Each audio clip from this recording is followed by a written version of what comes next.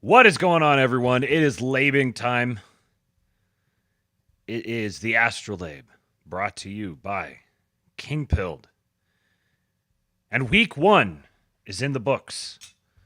It has officially been 1 week since the inauguration of the 47th president, the soon-to-become High King of the American Empire, Donald John Trump. What a week it has been.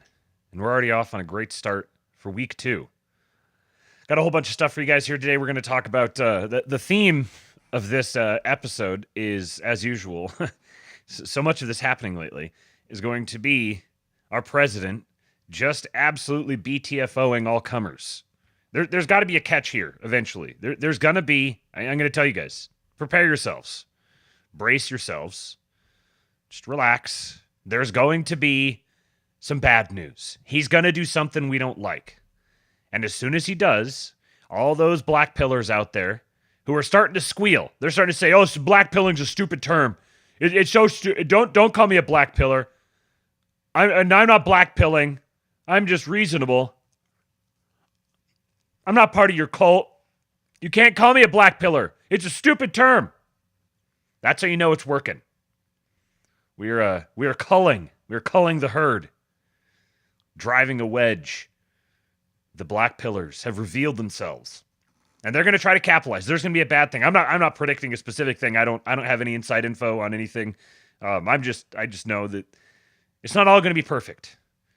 There's going to be some moment where he does or says something and everyone's going, oh no, it's over. It's all over. Suddenly we're going to be rewinded. What, a week? We're going to be rewinded, let's be generous, 6 months, 3 years. We're going to be like zoomed back, and it's going to be the old world again. But we don't live in the old world anymore. We live in the new world. And in the new world, not everything goes our way, but the overall trend and trajectory is bullish for America, bullish for Americans, bullish for our guys. So be prepared. There will be something. If I had to guess, it's going to be something with respect to Ukraine and or Iran. I'm leaning more on the Ukraine side. I think Tom Luongo is expecting something with Iran. Really, these are both parts of the same conflict, so we're kind of looking at the same thing. But there's going to be something. There's going to be something that we don't like. And I'm going to say now, don't judge too quickly on anything that you hear. Because it's becoming more and more evident that influential people affiliated with or within the administration see the world as it is today with clear eyes. They know what the problems are, and they're trying to fix them. But they're also operating at the geopolitical level, which means you have to be pragmatic. And they've also shown a pretty distinct ability to work a little 4D chess from time to time. So yes, the plan trusters have been vindicated. So don't automatically, there's a big void now. There's a big void for the sense maker. Someone make sense of what I'm seeing.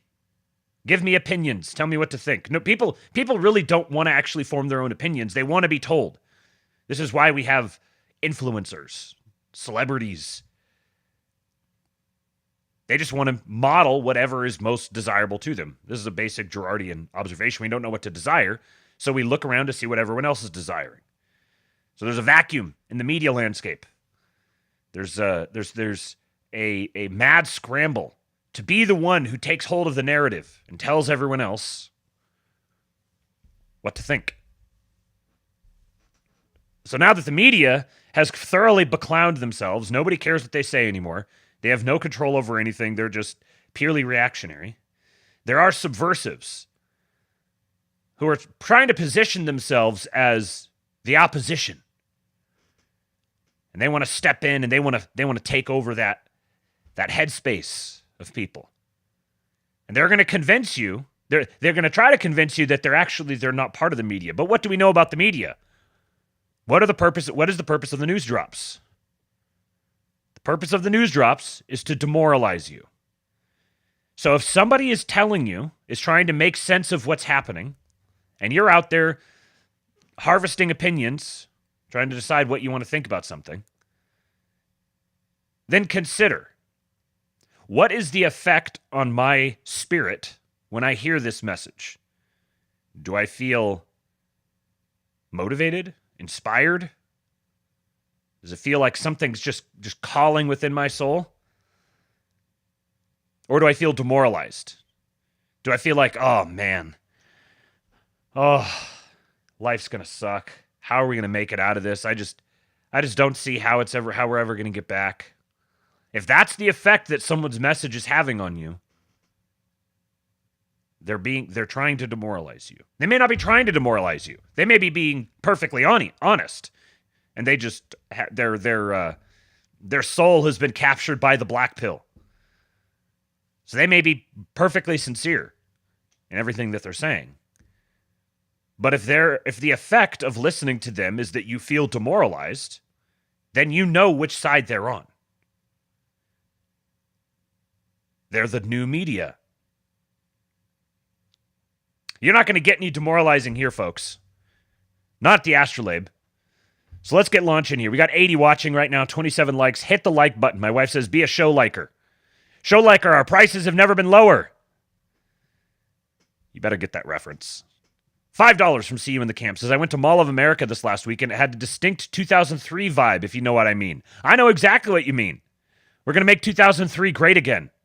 Blockbuster is coming back. I don't know. I mean, think about that. Remember, like Friday night. Actually, for me, I was Seventh-day Adventist, so it was Saturday night. You drive down to Blockbuster. You hop in the car with your dad. You're like, really excited. We're gonna go see if this. We've got our list of movies that we're interested in, and if none of them are there, then we'll go wander around and find something. We got this. That one movie. I really want to see that one movie. I hope they have a copy of it. And you pull up out front, the glowing blue and yellow. You walk up. You open the door. The smell of popcorn from the little popcorn maker in the corner hits you in the face, and immediately you're in movie mode.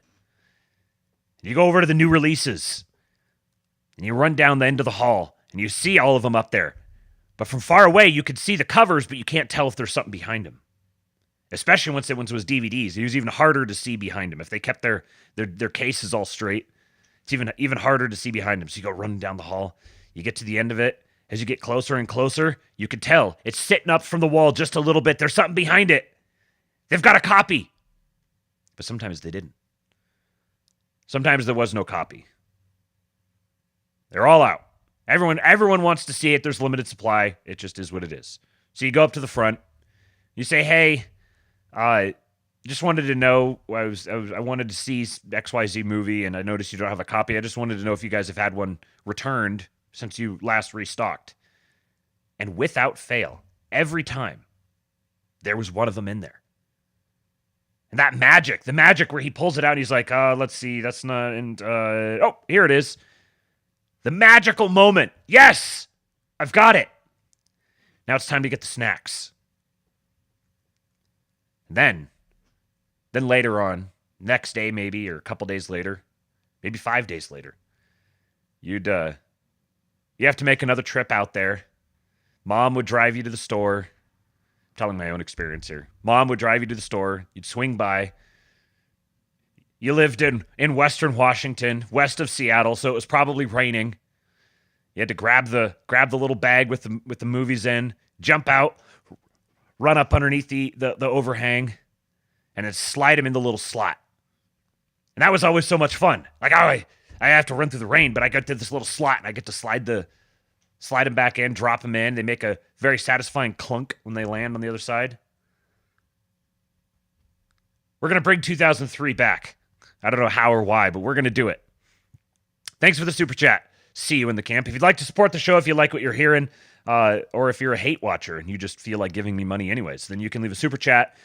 You can go to link in the description there's 3 links in the description that you can visit if you want to support the show directly.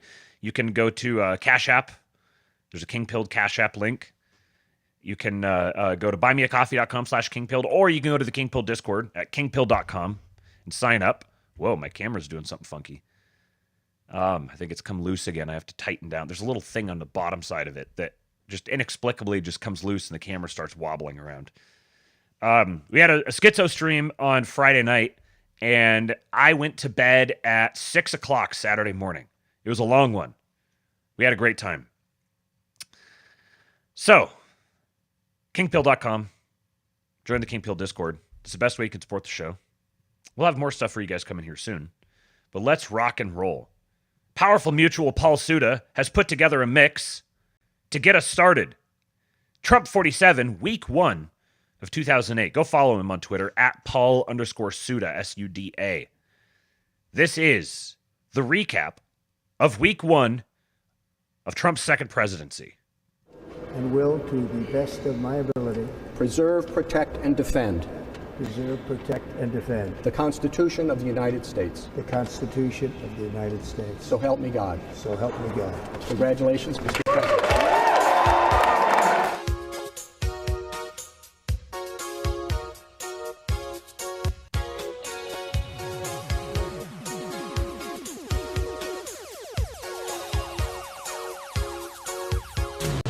Sure.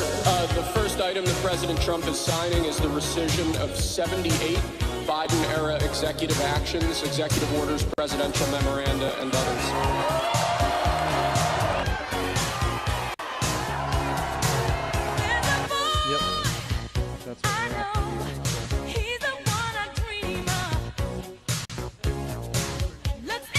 And we're going to continue doing that. Yeah, the one thing is they are saying they will not be allowed to start for 18 months. No, that will not be the case. Okay, I just hope That will you're not. right. You can hold me to it. Because 4 groups said that. No. That would be it. They should be able to do it. They should be able to start tonight. I'm not going back to Haiti. Trump, you feel me? No Biden forever, bro. Well, he's wrong. He's going back to Haiti. I tell him that. A military buildup underway. The first of some 1,500 active duty troops have arrived. Marines from Camp Pendleton arriving with heavy equipment and Osprey aircraft. And for the first time, military planes are making deportation flights. This C-17 at Fort Bliss, Texas. Migrants in restraint seen boarding a flight to Guatemala. Well, this is a country founded by immigrants.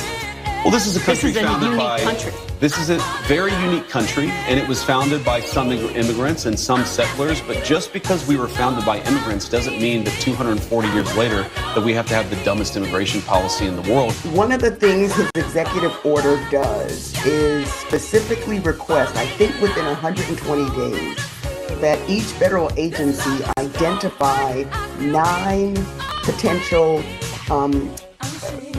organizations that can be sued, that can be, I think they described it as a civil compliance investigation, that can be investigated. This is, in my opinion, big government run amok. Why is the federal government telling private entities who they can hire and how they can run their organization?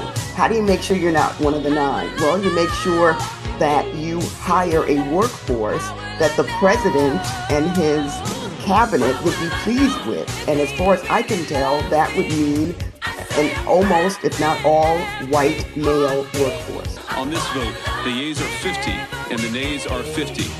The Senate being equally divided, the Vice President votes in the affirmative, and the nomination is confirmed. I think Pete is going to be a great secretary. Are you disappointed that McConnell voted no? I didn't even know that. No, I don't know that. I just heard that we won. Winning is what matters, right?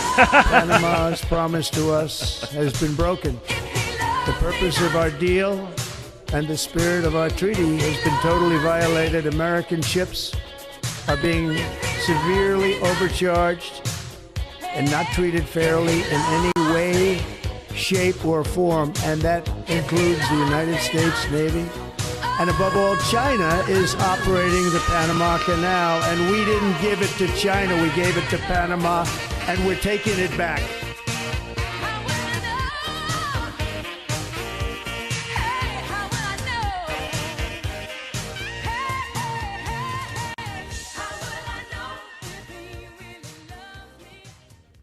We've got Romans in the chat. I hope he makes one of these every single week. I will be looking forward to every Monday Astrolabe just for my last week's recap Hopefully these videos can just keep getting longer and longer because you got to get so much in there. We're going to be revisiting several of those elements here as we wander our way through the show. One thing that I don't think I have anything to talk about this later, so I'll just touch on it now. You saw JD casting the tie-breaking vote to approve the nomination of Pete Hegseth. So it wound up 50-50 because I think it was Susan Collins, Lisa Murkowski, and Mitch McConnell who voted against him as Republicans.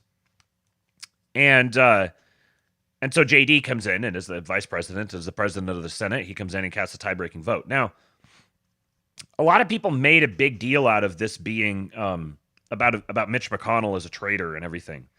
And I've been trying to figure out what Mitch McConnell's deal is lately. Because the dude is barely alive.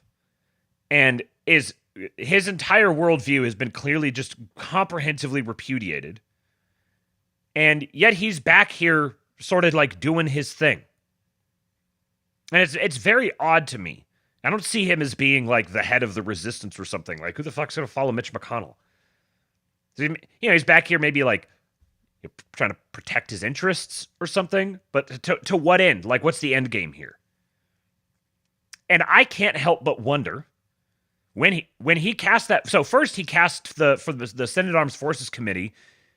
He voted for him to pass that step in the process and go to the final confirmation vote.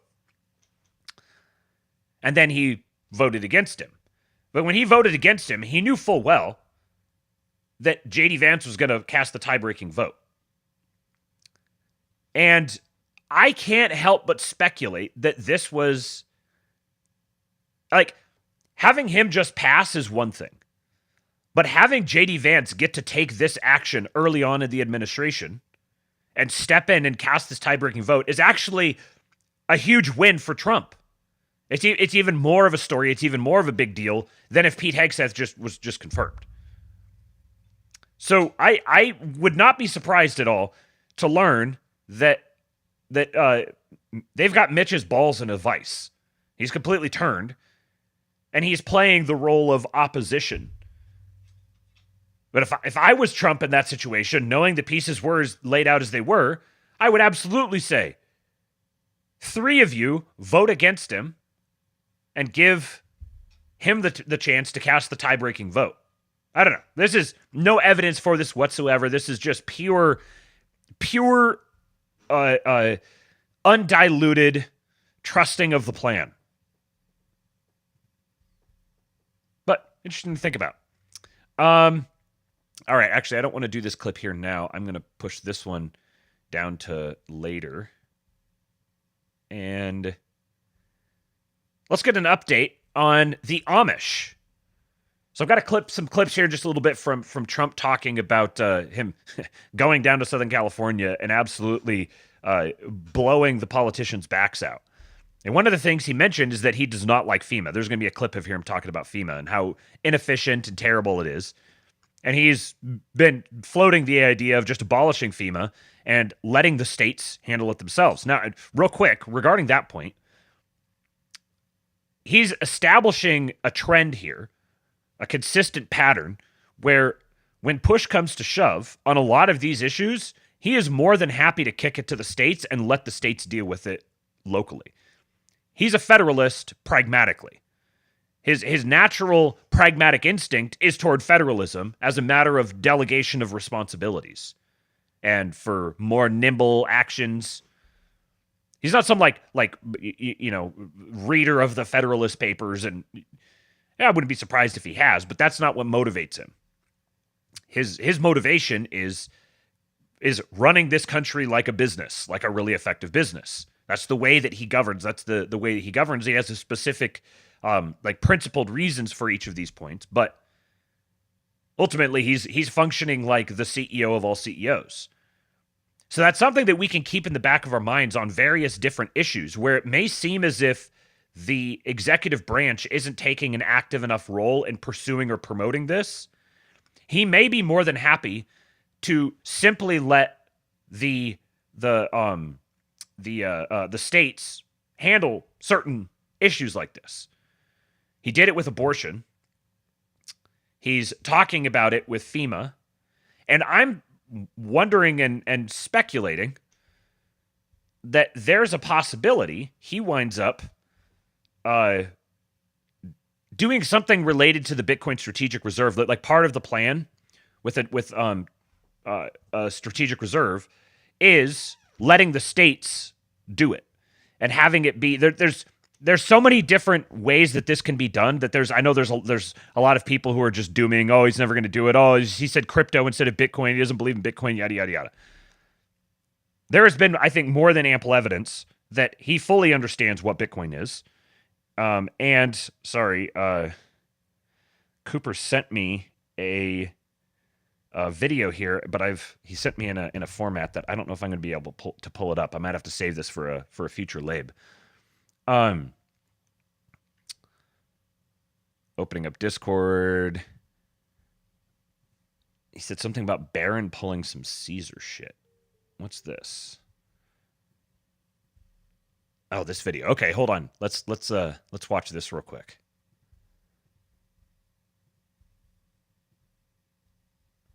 Our young king here, apparently pulling some Caesar shit. Let's see.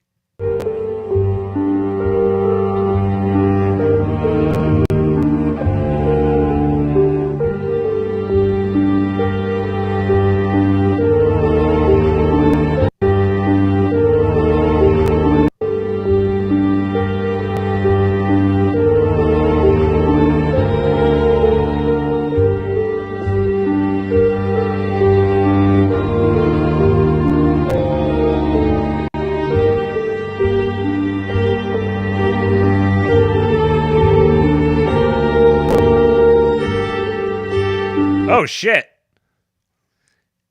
Damn.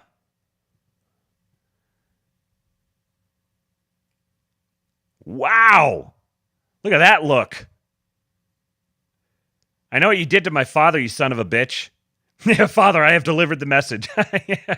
And so I said Caesar. I don't know why I said Caesar. I don't know why that word came out. He said Game of Thrones.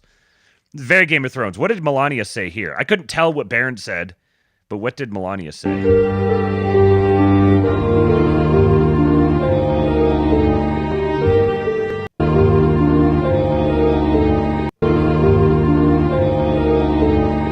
It looks like something be nice. I can't tell. It almost seems like there's a syllable just before it. So she's not like, it looks like she says be nice, but she says something before that. It's so like lip reading is so freaking hard. Sometimes I'll see the try to be nice. Yeah, try to be nice would work, I think.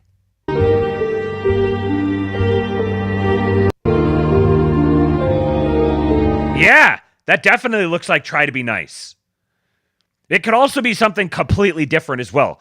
Like I've seen some of these lip reading things, and one person will say something, say, "Oh, it's this," and I'll go and I'll look at it and be like, "Oh yeah, I can. Yeah, that seems right." And then I'll scroll down further, and someone will say, "No, it's this," like completely, totally unrelated thing, not even the same number of syllables.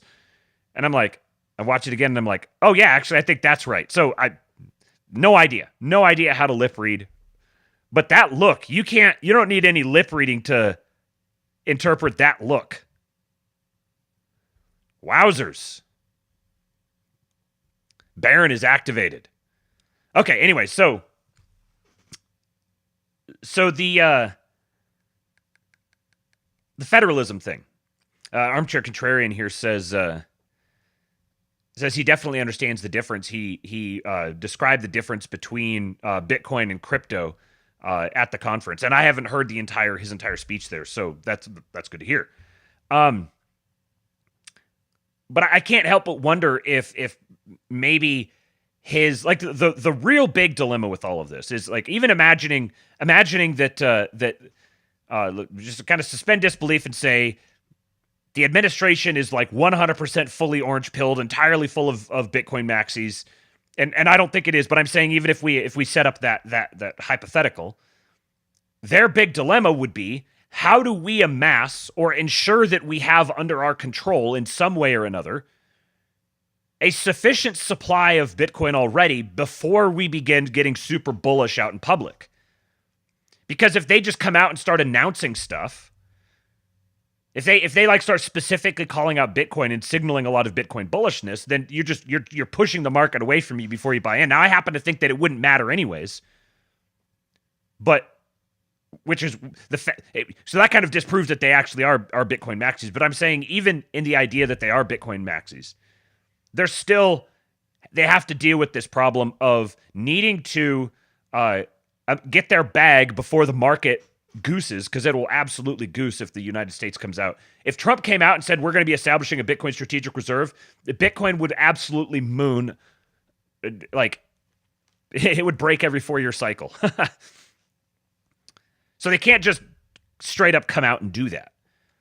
And then once you start getting into like all the various different permutations, the way that it could play out, what could be considered a Bitcoin strategic reserve, like does working behind the scenes to ensure that every Fortune 500 company like every Fortune 500 company puts a couple percent on their balance sheet this year, does that count as an American Bitcoin strategic reserve?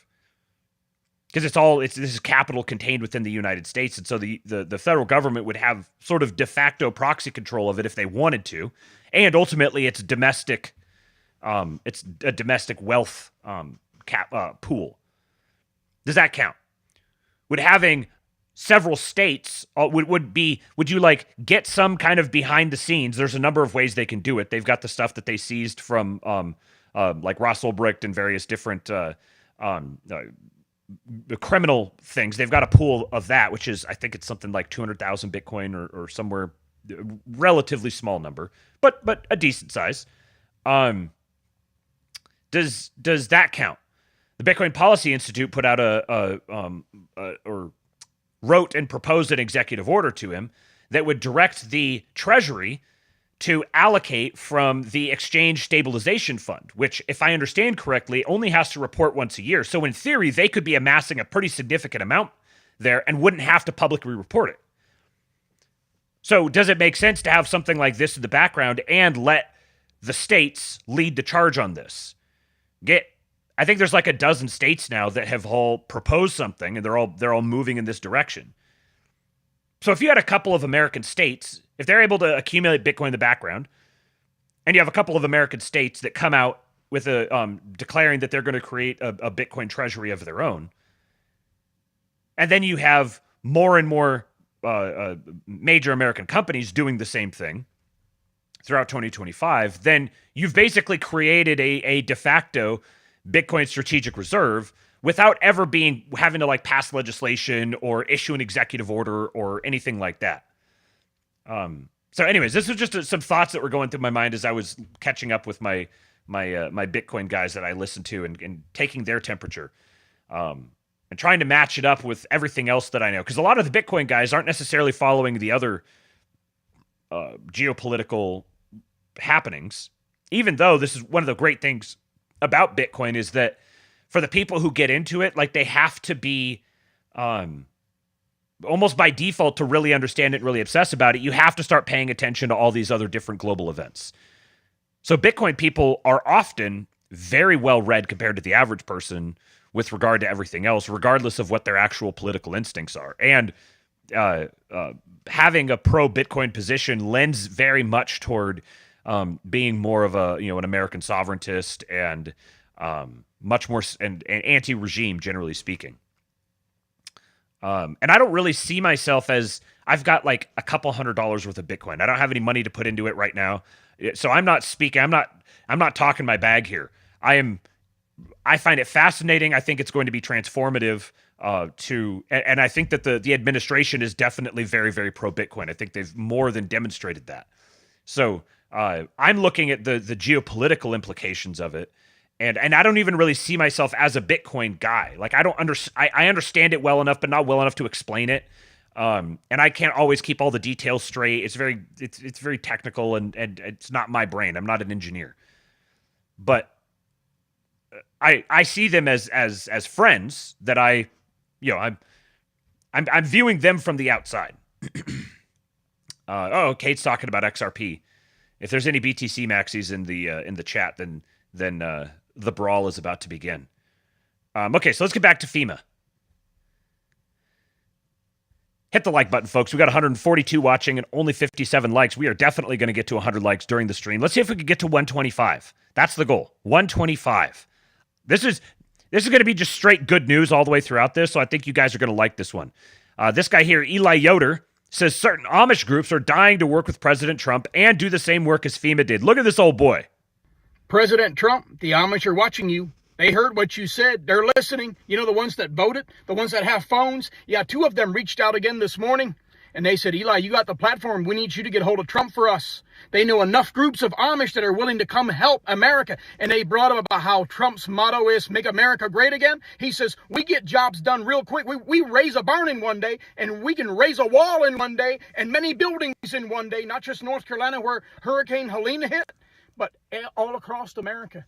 Everywhere there's a natural disaster, they're willing to step in. And he reminded me, he says, we saw what he said when he was in North Carolina talking to the hurricane victims. He said something about getting rid of FEMA completely. Oh, they were rejoicing. They were happy. He says, oh, well, we'll stand in the gap. We'll take care of it. He goes, we'll make America great again really quick by building a wall and building many buildings around America whenever there's disasters. I'm like, okay, President Trump, I'm tagging you in this video. I have contact information. I got phone numbers. We can get you hooked up real quick, real fast if you and your administration are willing to work with the Amish. I love how he says video. I tagged your information in this video. All right. All right, Mr. President, sir. Mr. President, sir, it's time. It's time to create your Amish task force. The BOOMERWAFFEN. They're ready to work. They don't got any big attachments. They're ready to pull up stakes and get to work. Did you hear what he said? They can raise up a barn in a day. Let them build that wall. Create an Amish FEMA replacement task force. Screwed Up Texas' Alexander Dugan posted that Barron will be king. Yes, he did. Dugan is one of these guys. It's funny. A lot of people who I like really don't like him. And I don't think that they're picking up on what he's been doing lately. He is absolutely shit posting. Every single thing that Dugan has posted for the past, I don't know, it's been, what is time? A couple of months. You have to read it as if he's typing it out and then chortling as he hits send on it. He's cackling. He's intentionally being provocative and trolling. But he said that Barron is going to be king. And he said something about like he's going to be king of I think he said something like Canada and Australia too, like king of an Anglo Empire. And that's a really good way to get people checked out on the idea of Barron. Like just killing the meme. Okay, so Trump went down to California. This was great. I actually tuned in and listened to Scott Adams the other night for the first time in quite a while. And he's just gobsmacked. Scott has been very pro-Trump for a long time, obviously, and has delineated how he feels about him all over the place. But he was just completely bowled over by this whole day. And really it's remarkable that he's an 80-year-old man. He's been going like this for like 4 months and barely sleeping.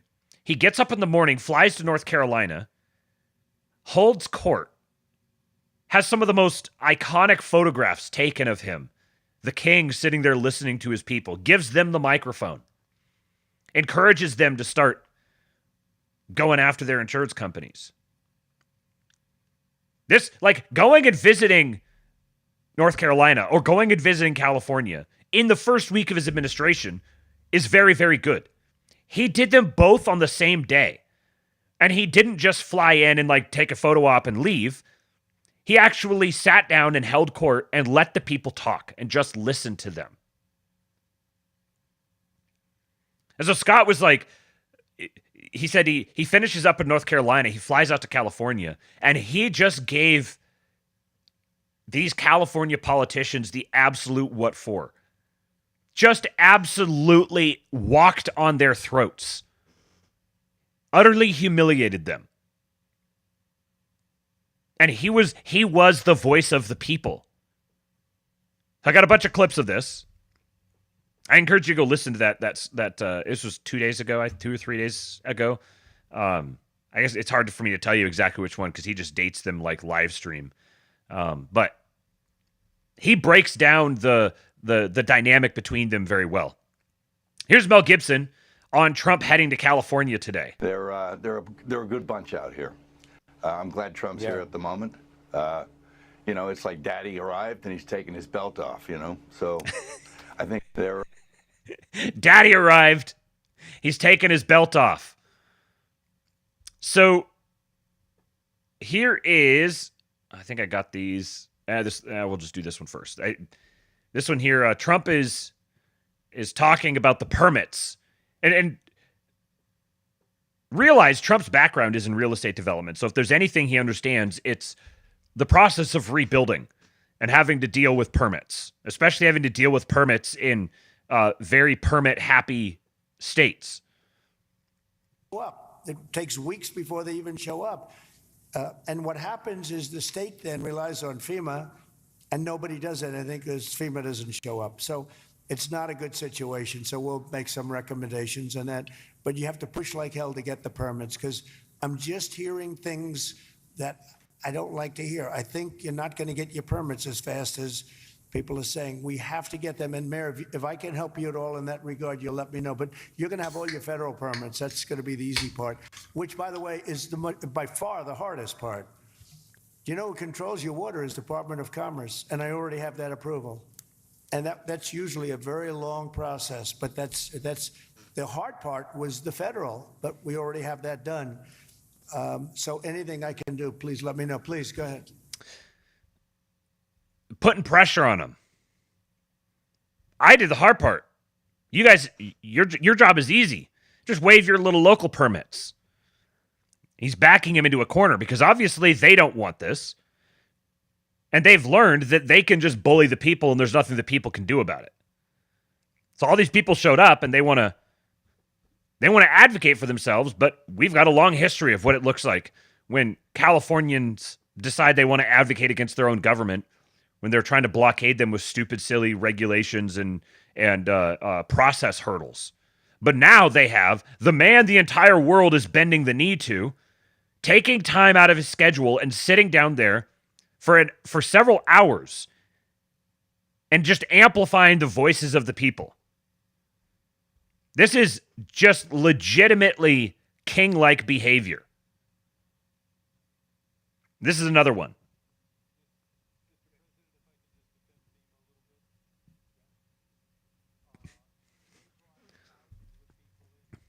So all of the people who live there, who this guy represents, this is Brad Sherman, all the people that he represents are angry. There's no audio. Oh, here. I have to share the tab. Oh, that one was on me. All of the people here are angry and they feel underserved by FEMA, among other places.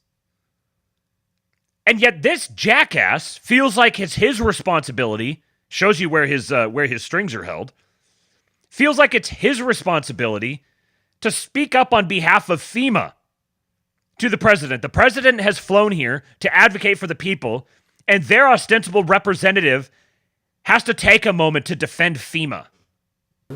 Mr. President, if I can just defend FEMA a little bit. Yeah. They brought thousands of people in. I don't know how they're doing in other states. They're doing a good job for us here. They've got a huge center that's open from 9 in the morning till 8 at night. But also, when you have a disaster this size, you need to be able to deploy thousands of people. 9 in the morning to 8 at night.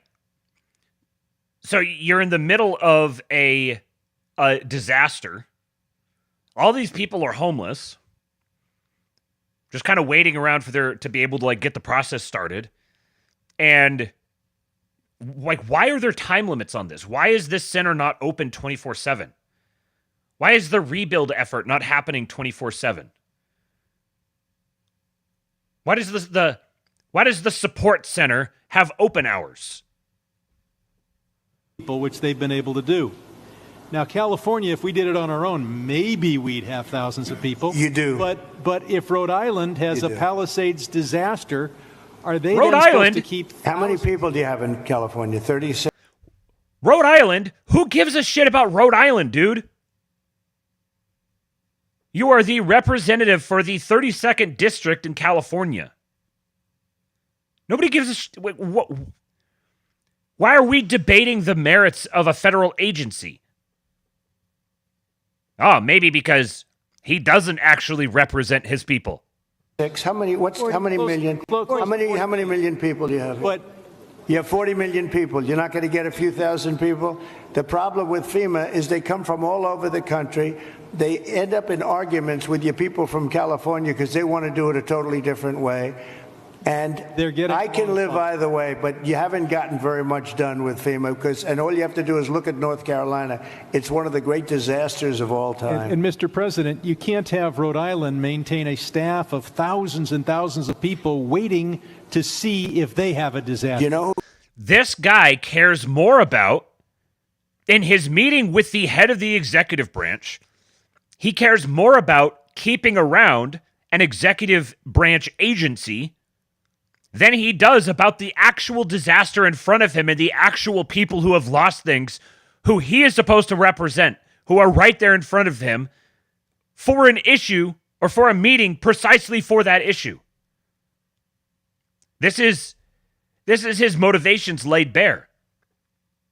Because federal disaster or disaster events where they can invoke federal aid means this dude gets paid. And they look like this. They look completely non-threatening and squishy and pasty-faced. But they're crooks. This is the mob. This is mob behavior. They need to be treated like the mob. Who came in and fixed North Carolina or the process? Other states, people from all over the country came. And you have the same thing. You have a lot of people from all over the country. Getting the people is not a problem. Getting the organization's a big problem. FEMA's incompetently run, and it costs about 3 times more than it should cost. I'm hoping we can spend money on schools instead of giving money to bureaucracy. It takes you so much longer. Mr. President, it takes you so much longer. FEMA for helping our people. FEMA has a standard, Brad, and I'm a builder. I was a very good builder. I'm a builder. FEMA has a standard that's so slow. They want permit on permit on permit, and then they want permits on top of that. If you use FEMA, you'll be here for a long time. What I'm saying is get the city, get the state to give you immediate 24-hour permits. These people are going to build their own homes. They're going to get them built fast. Yeah. How many of the people He's saying you don't need money. These people will rebuild their own thing. You don't need money from us. He's isolating it and dividing off the precise issue they're trying to obscure. That this is a business model for them. Let the disaster happen. Collect funds from the federal government, distribute them to all of our patronage networks. And Trump knows exactly what's happening. His administration has declared war on the Democrat Party establishment infrastructure. And this is a key component of that infrastructure. They hide it behind, environmental regulations and process and safety. This is the longhouse. Trump's taking a flamethrower to it. Pardon the pun. I ask you one question. How many of the people, what are people going to do for financing? What are people going to do? How many people can build a home, a percentage-wise, like where they don't have to go out and get funds? Some people are just not going to be able to rebuild their home because they have a beautiful home, but they don't have cash. Continuing on, he had more to... he had to continue bludgeoning this bald fucker. Well, you did something, Brad, where every insurance company in the country left California. That's why you have no insurance, because you made it so impossible. People that think like you made it so impossible. And Brad, me? Every Mr. insurance President, company. I don't know what I'll tell you this, about my thinking. I've never seen a state where almost nobody has insurance. And I said, what? I don't know if you know about my thinking. I don't need to know about your thinking, motherfucker. I've seen your thinking borne out in how your state is operated. I know what you've done. I don't give a shit what you think. I know what you've done. We have gone from the most ineffectual passive president ever to the most effective active president ever. Literally overnight.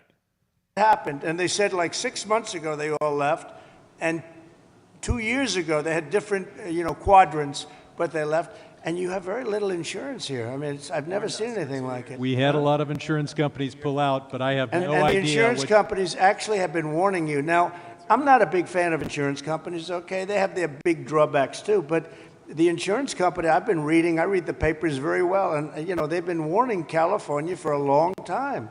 They've also been saying, we want water. You don't have water. You're supposed to get fire insurance.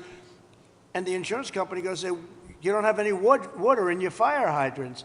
So it's a tough situation. I'm not a big fan of insurance companies. I get that. They're pulling out of Florida Brad, as you well. lost your insurance They're company pulling out of Florida as well. It's not just us. 6 months ago because the state wouldn't give them what they had to have. Yeah. And Mr. President, I remember the Go ahead, please. Go ahead. Notice who's just sitting here as well. She's glued to his hip. I'll have something more about her here in just a minute. $20 super chat from Matt Greider. Thank you, sir. I appreciate your generosity. He says, feels good to have a real executive. Warms my heart. It's the feels good man meme. Like, that's just how I feel constantly now. You know the feels good man guy? That's me. Feels good, man. Yeah, Isaac says Trump is slowly making Americans comfortable with the idea of having a king. No, I don't want to block him. Why are you giving me this pop-up? I just saved your life, Isaac. Restream was trying to make me block you.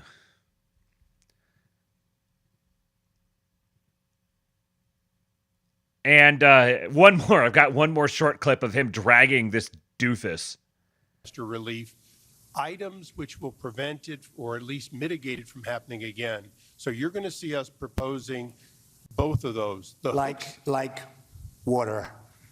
Little things like water. The party of common sense. See, we're the party of common sense. You're not, in all fairness. Yes, sir. We like water to put out fires. It's really quite efficient.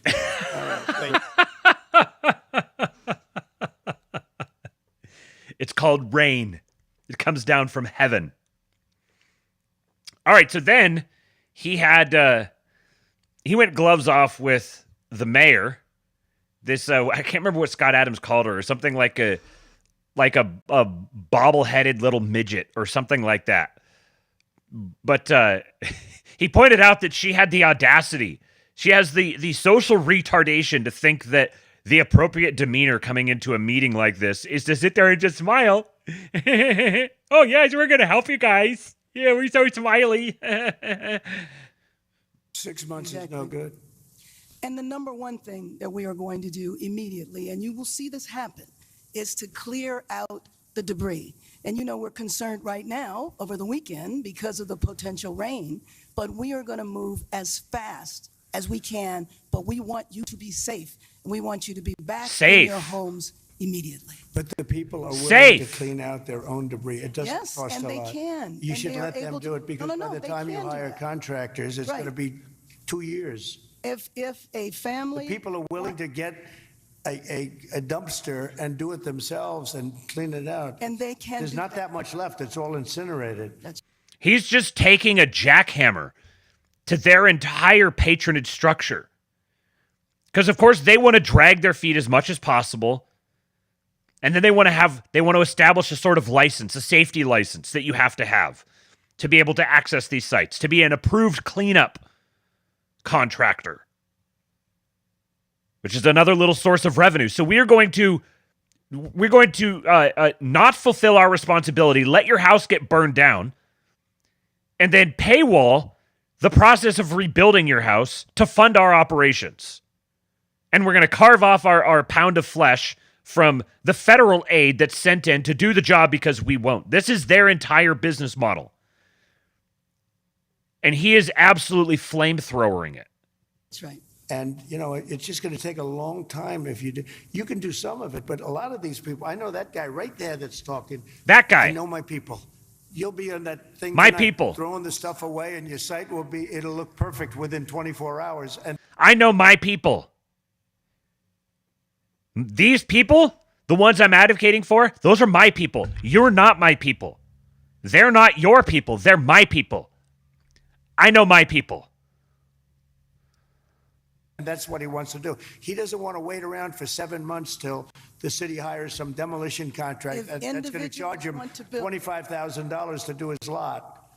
I think you have emergency powers just like I do, and I'm exercising my emergency powers. You have to exercise them also. I did exercise them. Because I looked, I mean, you have a very powerful emergency power, and you can do everything within 24 hours. Yes. And if individuals want to clear out their property, they can. Well, yes, but you know that you will be able to go back soon. Mr. President. We think within a week. That's a long time, a week. That's a long time. Everyone's standing in front of their house. They want to go to work, and they're not allowed to do it. And the most important thing is for people to be safe. They're safe. They're safe. You know what? They're not safe. They're not safe now. He's not letting her go. Safer.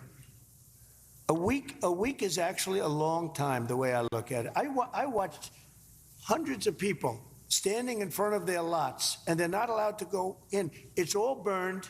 It's gone. It's done. Nothing's going to happen to it. It's not going to burn anymore. There's nothing to burn. There's almost nothing to burn. And they want to go in. The people are all over the place. They're standing, and I say, why aren't you going in? We're trying to get a permit. And the permit's going to take them, everybody said 18 months. You said 18 months. You said 18 months. Last night. And that was last night. On that. Right. Mr. President, we're going to be together next week. Okay, yeah, that's the end of that clip.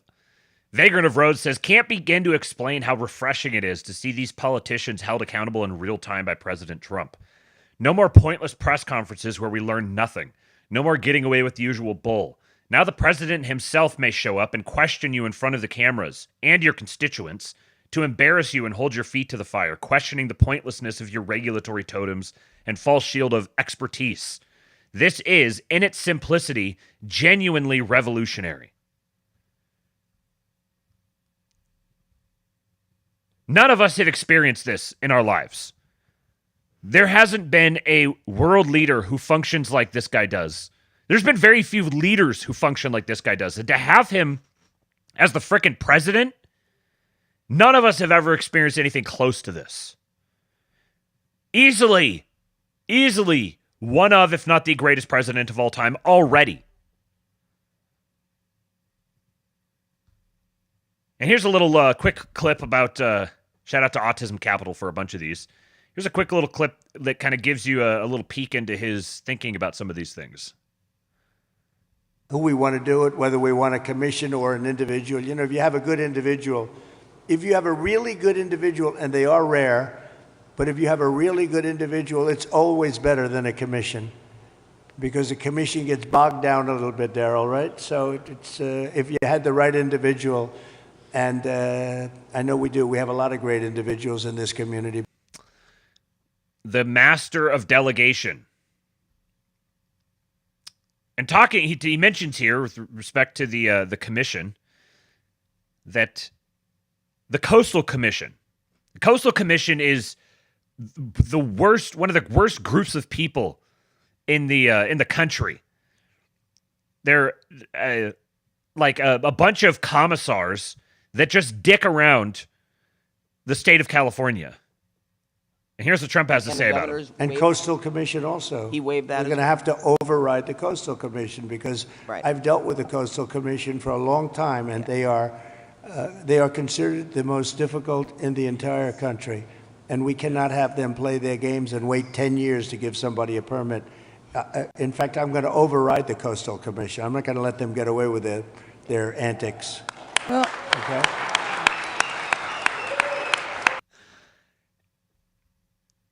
just simply remarkable and so simple, so easy. It's been this easy all along. All you have to do is tell these people, no, fuck off. They're a bunch of people, a bunch of soft, squishy, retarded little people who cling to their little sectors of power. It's their entire life. This is like HOA president mind proliferated out throughout a political party. And when you tell them, no, fuck off, they crumble. So I pointed out Melania there, and friend of the show, Andrew Torba, powerful mutual, says, I love how Melania has been by Trump's side at every moment for the past 4 days. She's out for blood, too, and will protect Trump from the vipers. During the first admin, she was rightfully fulfilling her role as Barron's mother. Now that Barron is grown, she's fulfilling her duty as a helper to her husband, Genesis 2:18. She'll be a tremendous asset to Trump and thus to our country during this term. Book it. And you note that at all of these events, at all of these he shows up at these different locations, connects with the people. She's always right there, right at his side, because Barron's in college now. So sure, her first priority was to her son, dedicated all of her time to him. And then they tried to destroy her husband. They tried to kill her husband and destroy her family. And you just messed with the Slavic queen. She doesn't forget. And she doesn't forgive. They're coming. It's funny watching Americans who don't understand Slavic people, who think they're like, oh, she seems so icy, so she must hate him.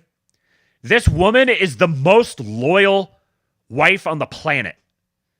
She has had every possible reason. She would be anointed.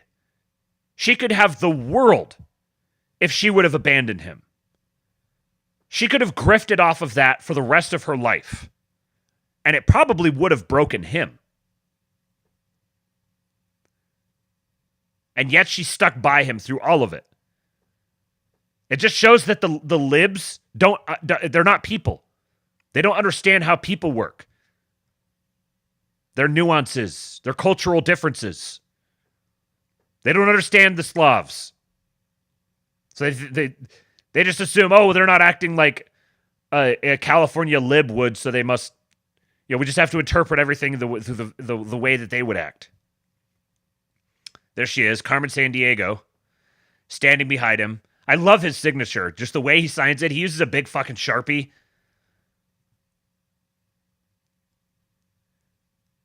And she's always dressed impeccably as well. This is what it's like to have nobility. To have a true class of aristocrats who recognize their station and embody it to the fullest, and yet advocate for their people. And related to this, this little clip came across my timeline earlier, right while I was saving that Andrew Torba one. The algorithm was gracious. Here's an older clip of Trump, but this is interesting. I think you could probably draw some conclusions from this, perhaps. Bringing a wife to work is a very dangerous thing. I mean, we'll do an educational program here, okay? If you're in business for yourself, I really think it's a bad idea to put your wife working for you. I think it's a really bad idea. I think that was the single greatest cause of what happened to my marriage with Ivana. Ivana would get angry at somebody over the telephone all of a sudden who was at the casino. And she'd start shouting. And I'd say, I don't want my wife shouting at somebody like that. I really don't want that. And a softness disappeared. There was a great softness to Ivana. And she still has that softness. But during this period of time, she became an executive, not a wife. Bringing a wife to work is a very... I feel bad that I spent as long as I did being... I mean, I was completely pro-Trump. I've always loved him, thought he's hilarious. But I very much bought into the notion of him as being kind of like a shallow, bombastic egotist, and I just enjoyed it. I thought it was entertaining, and I'm not going to clutch my pearls about it, but there's been a number of these different videos that have come out lately where you get a kind of a deeper look into his psychology, and I just, anybody who questions or doubts his character at this point is just completely out to lunch. Like your mind has been melted by too much doom fapping. You're like doom gooners. You're just gooning over doom all the time, and it melts your brain. And it's like I got the infection a little bit.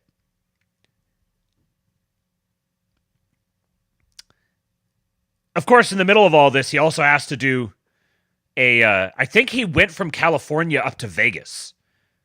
He did something. What was it? So he did North Carolina and Los Angeles, and then I think he did something, and then Vegas. And he might have gone to Vegas the same day, but I don't think so. I think the California thing was pretty late at night. But comes up to Vegas, and he does a rally. I love that he's still doing his rallies, but he does a stand-up routine. Our country was on the verge of some of the very bad things, and bad things were happening. And now there's light not only over America. I've heard it from even our enemies. They call up and they say, "Sir, we hate you. We do hate you, but there's light over the world right now." They hate me. Some of them hate me. If they liked me, you got a problem, right? They like Sleepy Joe. What's not to like? You know, they'd call up. It's funny. I was told today by one of the big leaders of the world, would call for a telephone call with the President of the United States a year ago. And they'd say, we'd like to speak with, who is this? It's the head of Germany, the head of, name it, the head of France, the name of any country, it didn't matter. He would never pick up the call. They'd say, he'll call you back in 2 months. 2 months. He has his schedule. He's extremely busy sleeping. Macron of France, he'll call you back in 2 months. So 2 months comes along and there's no call. They say, he didn't call. The stories are, I mean, these stories are not very exaggerated. I want to tell you, they're a little bit for laughter, but, you know, it's only for laughter. The fake news will say, oh, he exaggerated. It was only 1 month. You know? But he'll say he'd call you back, and then he'd never call, and then they could never get him on the phone. And the problem I have is that when I speak to and I speak to them immediately, they'll say, could we speak to the president? Would that be possible? We could do it anytime over the next month. They're so used to this, right? I say, no, I'll pick it up right now. Is he on the phone? Yeah, hello, how you doing? That's what, you know, get it over with, right? Get it over with. The only problem, they were so starved for love from the United States, I cannot get them off the phone. I can't get people, if you can't, I say, I have to go now, King, or I have to go now, President. But you can't get them off the phone. They're starved for love. You know, for years they haven't spoken. They didn't even know we had a president, if you want to know. But under our leadership, America is back. Honestly, a lot of these foreign leaders, I could imagine they genuinely, you have these, you know, these globalist, internationalist cabals of guys that are working on their World Economic Forum thing or whatever. But if you put yourself in the shoes of, you know, like a Macron or something like that, and like we need to like try to figure out how to solve this problem here, and I'd like to be able to call the American president. Like who is the, whenever anybody tells me something from the U.S., a representative from the U.S., whenever they tell me something, how do I know for sure that I got it from the final decision maker? So these could be like totally our people, totally our allies, but you get retarded enough, and even your allies are going to be like, all right, like we just can't work with you anymore. Like I want to talk to the president. Yeah. All of our stories that we tell ourselves about freedom and democracy and whatever. But I need to talk to the frickin' president. I'll call you in 2 months. 2 months? You know how much is going to happen in 2 months? And this is part of why they have all completely bent the knee. The entire world is recognizing him as the effective king of the world right now. Shout out to Wyman in the chat. He says, I've never wavered from the Trump train, ride or die with that man, and I spent a lot of time over the past 4 years arguing about that. Can confirm. Wyman is one of our favorites. And Cooper messaged me again and said, I need to give Wyman credit for that Baron Game of Thrones video. He's the one who uncovered it and dropped it in the King Pill Discord. And apparently he was upset he wasn't getting credit. So Wyman, thank you. Thank you, sir. Thank you for your contributions to our community. Okay, so now for a couple clips about our vice president, our guy, J.D. Vance. His first appearance as vice president is at the March for Life. Now, I hesitate to give you all advice because I can see there are young and old people who have been in the pro-life movement, some of you for longer than I've even been alive, and I'm grateful to you. But if I can offer one piece of advice, it's a piece of advice born out of my own experience. There was a point when I would get frustrated with people who didn't see what we saw. I would get frustrated that people could look at a picture of a baby on an ultrasound and see not a human being, but just a clump of cells. But one of the things that being a father has taught me, and one of the things that being in politics has taught me over the last couple of years, is that it is a blessing to know the truth, and the truth is that unborn life is worthy of protection. Our guy. This isn't Mike Pence boilerplate, hello fellow kids pro-life activism. This is a genuinely pro-life Catholic man right here. Pastor Rich Lusk says, my tentative conclusion, the Democrats were right all along. Trump and Vance are liars. The president and VP are much, much more committed to the pro-life cause of protecting children in the womb than their platform and campaign rhetoric suggested. After months of downplaying the abortion issue and courting pro-choice moderates leading up to Election Day, now that they are in office, they are doing more to actually promote the pro-life cause than any one GOP administration in American history. God is good. Is now when I take my victory lap? Who told you guys that? Who told you guys that? Project 2025 has been a go from the jump. It has always been the platform. You campaign toward the center, you rule from the right. Campaign to the center, rule from the right. They have executed it masterfully. And faces are melting. Here's another one. Can you imagine? We're hearing this directly from the vice president, the as of now, the future heir of the MAGA movement, the heir apparent. And I want beautiful young men and women who are eager to welcome them into the world and eager to raise them.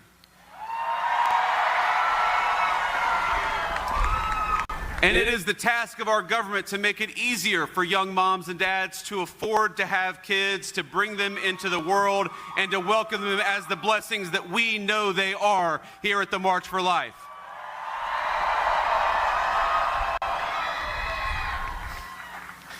Now, it should be easier to raise a... You see that? Burger King crown.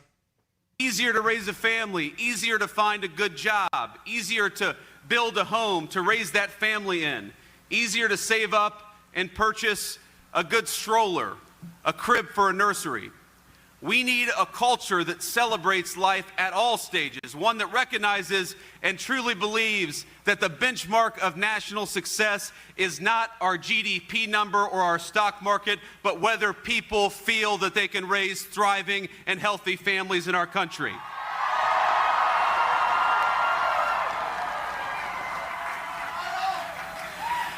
And that brings me back to where we stand today. Earlier this week, President Donald J. Trump stood in the Capitol Rotunda and took the oath of office, becoming not just the 45th, but now the 47th President of the United States, and I know all of you helped. With the inauguration on Monday, our country faces the return of the most pro-family, most pro-life American president of our lifetimes. Now, this is the man who delivered on his promise of ending Roe, giving us a monumental, earth-shattering decision in Dobbs. The man who appointed hundreds of pro-life judges dedicated to defending the constitutional liberties of all Americans.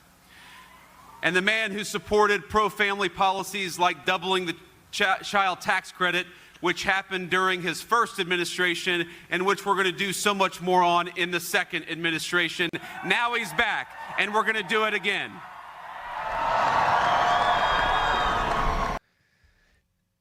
I got to admit, it feels really, really, really good having the presidential administration flagrantly, openly pandering to me, to my values. Is this what winning feels like? Because I'm loving it. I could keep winning for a lot longer. Mr. President, not enough winning. I need more. Give me more. Speaking of winning,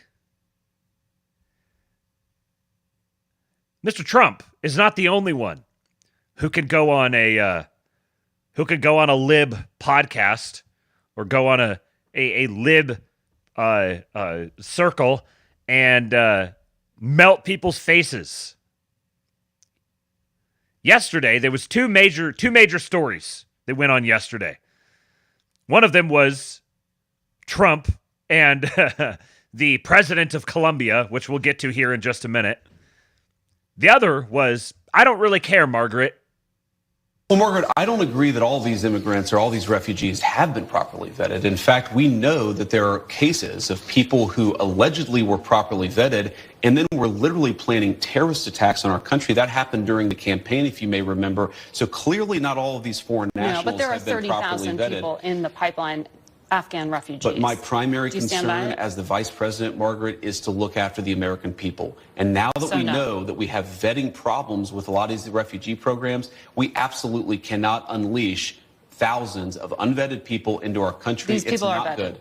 These people are vetted. Just like the guy who planned a terrorist attack in Oklahoma a few months ago, he was allegedly properly vetted. And many people in the media and the Democratic Party said that he was properly vetted.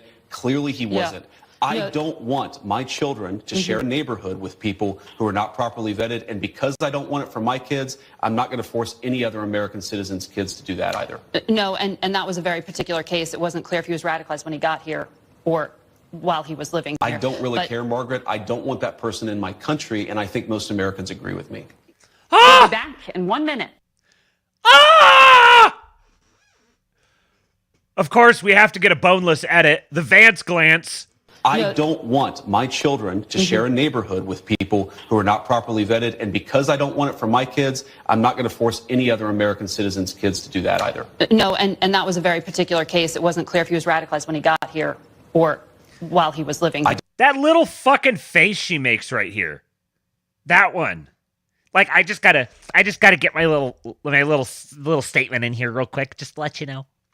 It wasn't clear. It wasn't clear. Who gives a shit whether he was radicalized here or there? He's radicalized. Get out. When he got here or while he was living here. I don't really care, Margaret. I don't want that person in my country, and I think most Americans agree with me.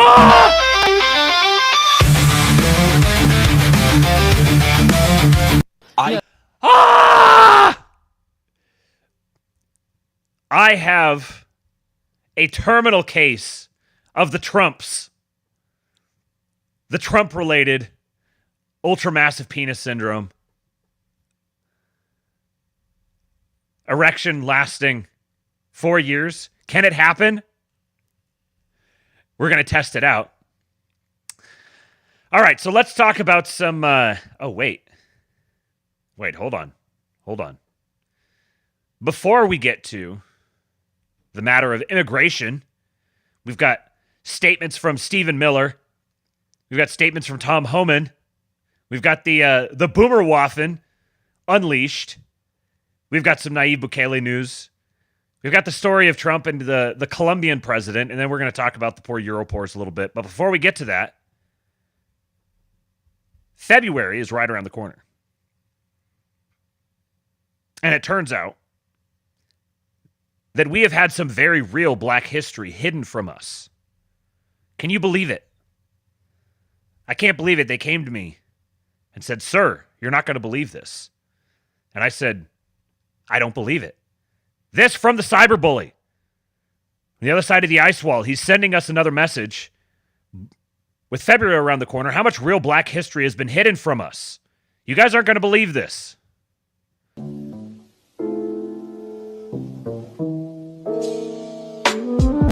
We the Black Hebrew Israelites, nigga. We the OG tribe.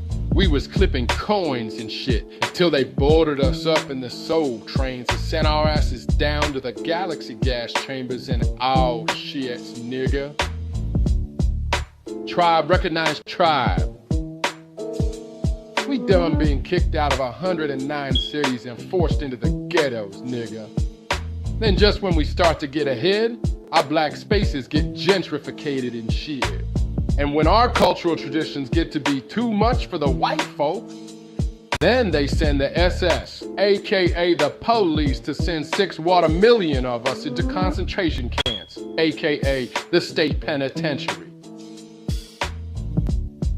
We gotta escape from the Morpheus. It'll be glorious when we rise up victorious. Don't report me, just listen up when a black man speak.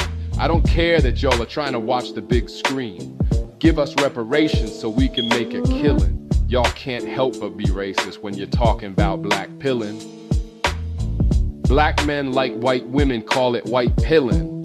I wish I had a white bitch android just like Krillin.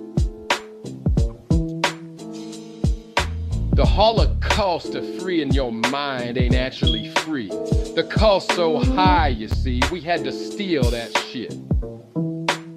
The backlash from the masses ain't no holler back on this Holocaust on the black back covered in lashes. We gotta push back in the name of Adonai, nigga. It's EWBSX, the cyberbully. Go ahead, put that Burger King crown on. You've earned it. People are asking who the voice is, and I know honestly, this is all a cyberbully, man. I don't know. I don't think it's his voice, but he's been digging us up some nuggets like this, unknown histories. He's keeping an eye on everything from beyond the ice wall. We're trying to get this transmission all established and debugged and everything, so it's fit for public consumption, but we're getting little blips here and there. And this is one of them. I had to make sure I share it with you guys. If you want to hear more, you got to go to EWBSX Cyberbully on Twitter, at EWBSX Cyberbully. And you can find out more. There's more coming soon. All hail the cyberbully for the act of service that he's granted us and bringing us this important information. All right. Stephen Miller. This is from last week. This clip was on January 22nd, which would have been, is that Wednesday? And more proof that they fulfill their promises. The initial immigration raids have already arrested and removed some of the most vicious criminals in this country, including child pornography cases, homicide cases, sexual assault, attacks on children. And this is just the very beginning in the effort to liberate this country from the migrant criminal threat. In the coming days, you're going to see a massive scale up in enforcement activities all across the country to dismantle these criminal networks. And not only is it going to be ICE engaging these raids, but also they're going to have support from their law enforcement partners in FBI, ATF, DEA, and U.S. Marshals. We're going to leverage the full power of federal law enforcement at President Trump's command and direction to save this country from this occupation. You're also going to see, as you mentioned, the Department of Justice pursuing civil and, if necessary, criminal charges against anybody who shelters or harbors criminal aliens. That criminal includes aliens. Individuals in sanctuary cities who are harboring violent and dangerous criminals from federal law enforcement. Criminal charges for sanctuary cities.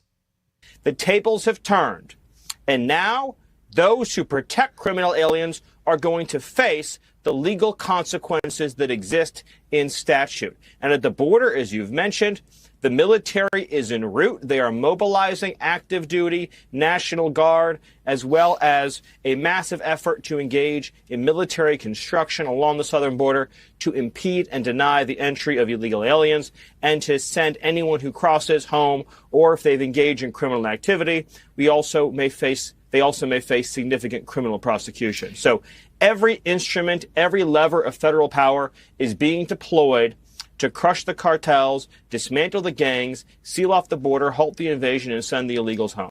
Halt the invasion.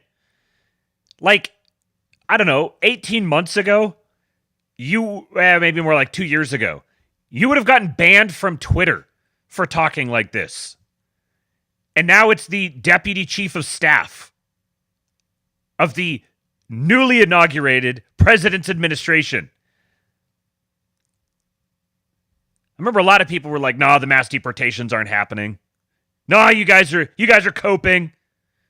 You guys are plan trusters." Yeah, damn right we're plan trusters. You know who's the most vindicated? The plan trusters.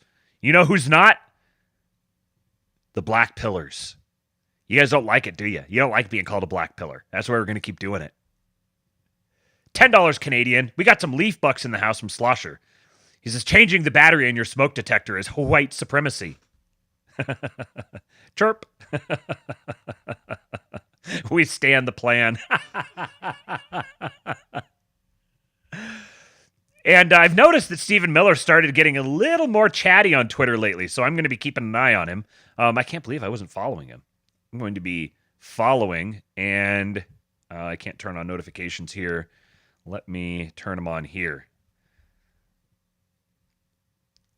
101st Airborne announced soldiers assigned to the 716th Military Police Battalion, 101st Airborne Division Air Assault, will integrate with military forces already along the border and work together with the Department of Homeland Security and Customs and Border Protection. And separately, I saw it announced that elements from the 10th Mountain Division are headed down there as well. The administration's bringing out the big boys. They're ready to play. You guys want to play?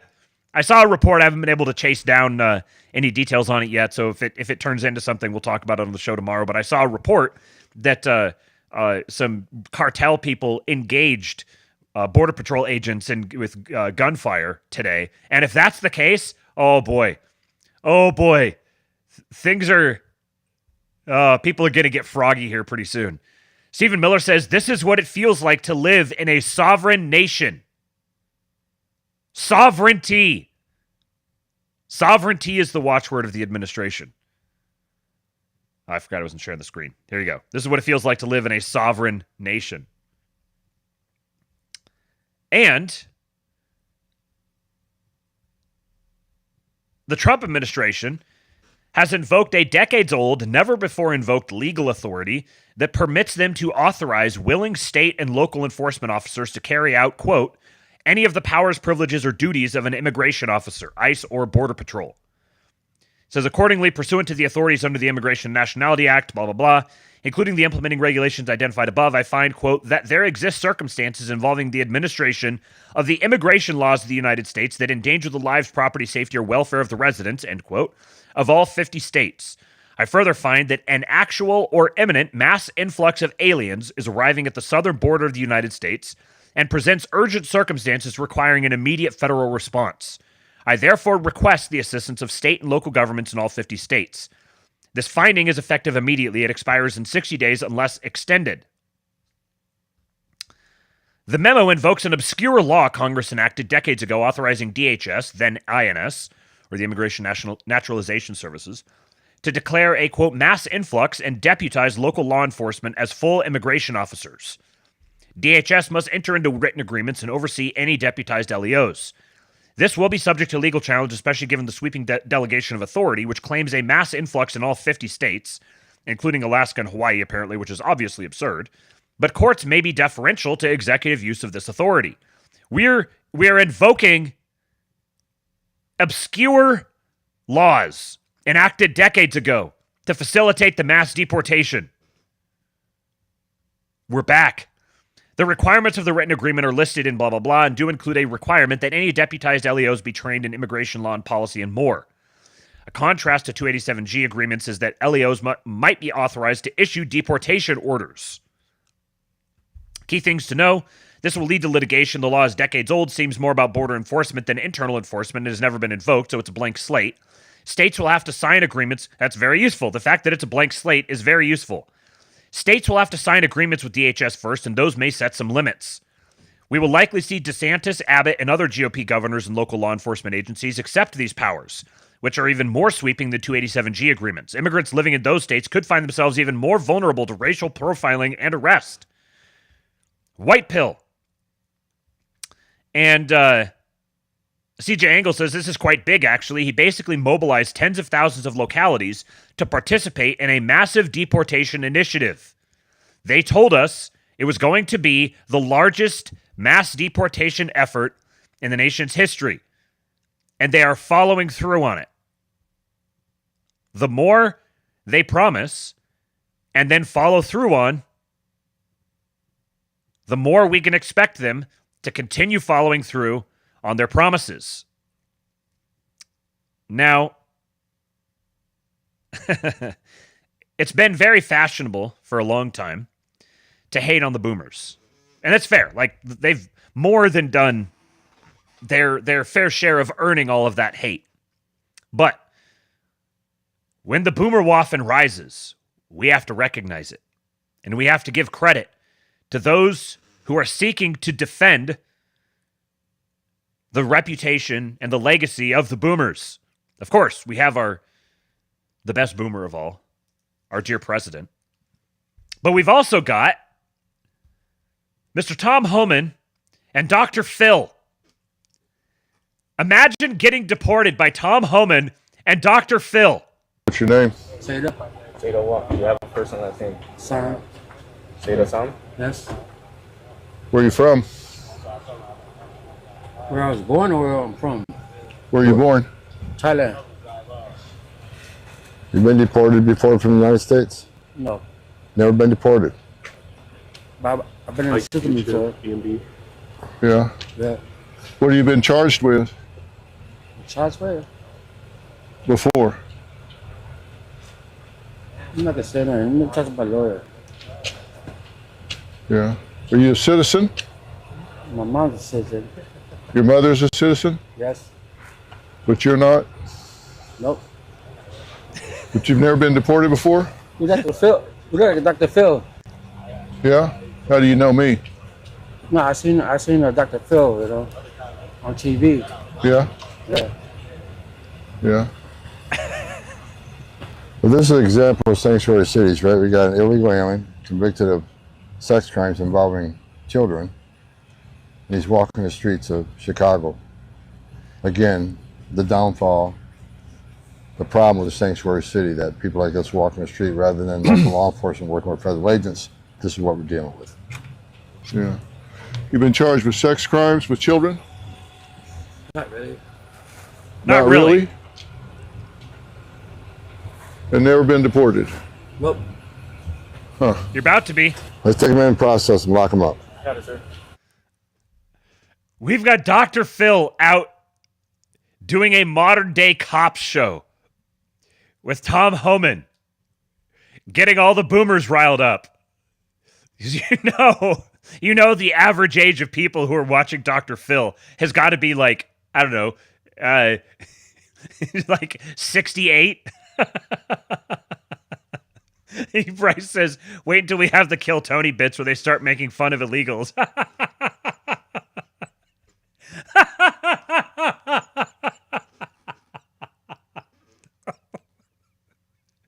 We truly live in the best timeline, man. Imagine being this dumb bastard and Dr. Phil and Tom Homan show up at your house.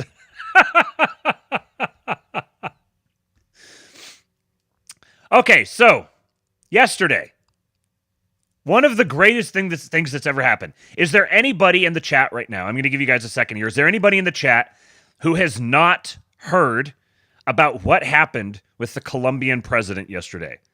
I'm curious to see how much this news, like how fast the news is traveling, how much it's penetrated out there. If you're on Twitter, unless you were just not on Twitter whatsoever yesterday, then you may not have heard about it.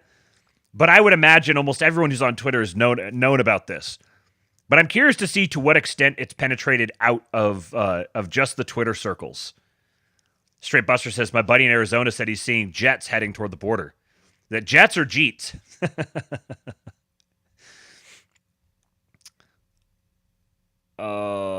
Dr. Phil's physical disgust is Adam Ray worthy of comedy. Dr. Phil is deporting pedophile aliens and you're blackpilling. So on that previous thing, they're gonna grant Dr. Phil an emergency authorization to begin signing deportation requests.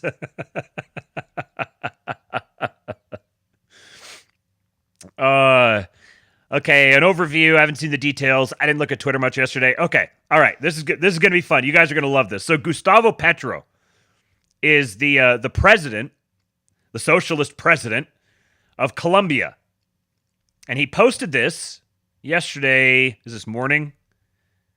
Yeah, yesterday morning. Posted in Spanish. He says the U.S. cannot treat Colombian migrants as criminals. I deny the entry of American planes carrying Colombian migrants into our territory. The United States must establish a protocol for the dignified treatment of migrants before we receive them. So these are great, wonderful people. But we're not going to take them back. I'm going to give you some the protocol for dignified treatment of migrants. Like, this is the sort of thing that they're left with. Now, this guy's probably got some diplomats in his ear. Some NGOs who are like, all right, we're gonna get Trump now. Ha ha! He's gonna get humiliated. One of these great leaders, great socialist leaders of one of the shithole countries is gonna stand up to him and show that he can't just bully us around. Nuh-uh. He's gonna deny the planes.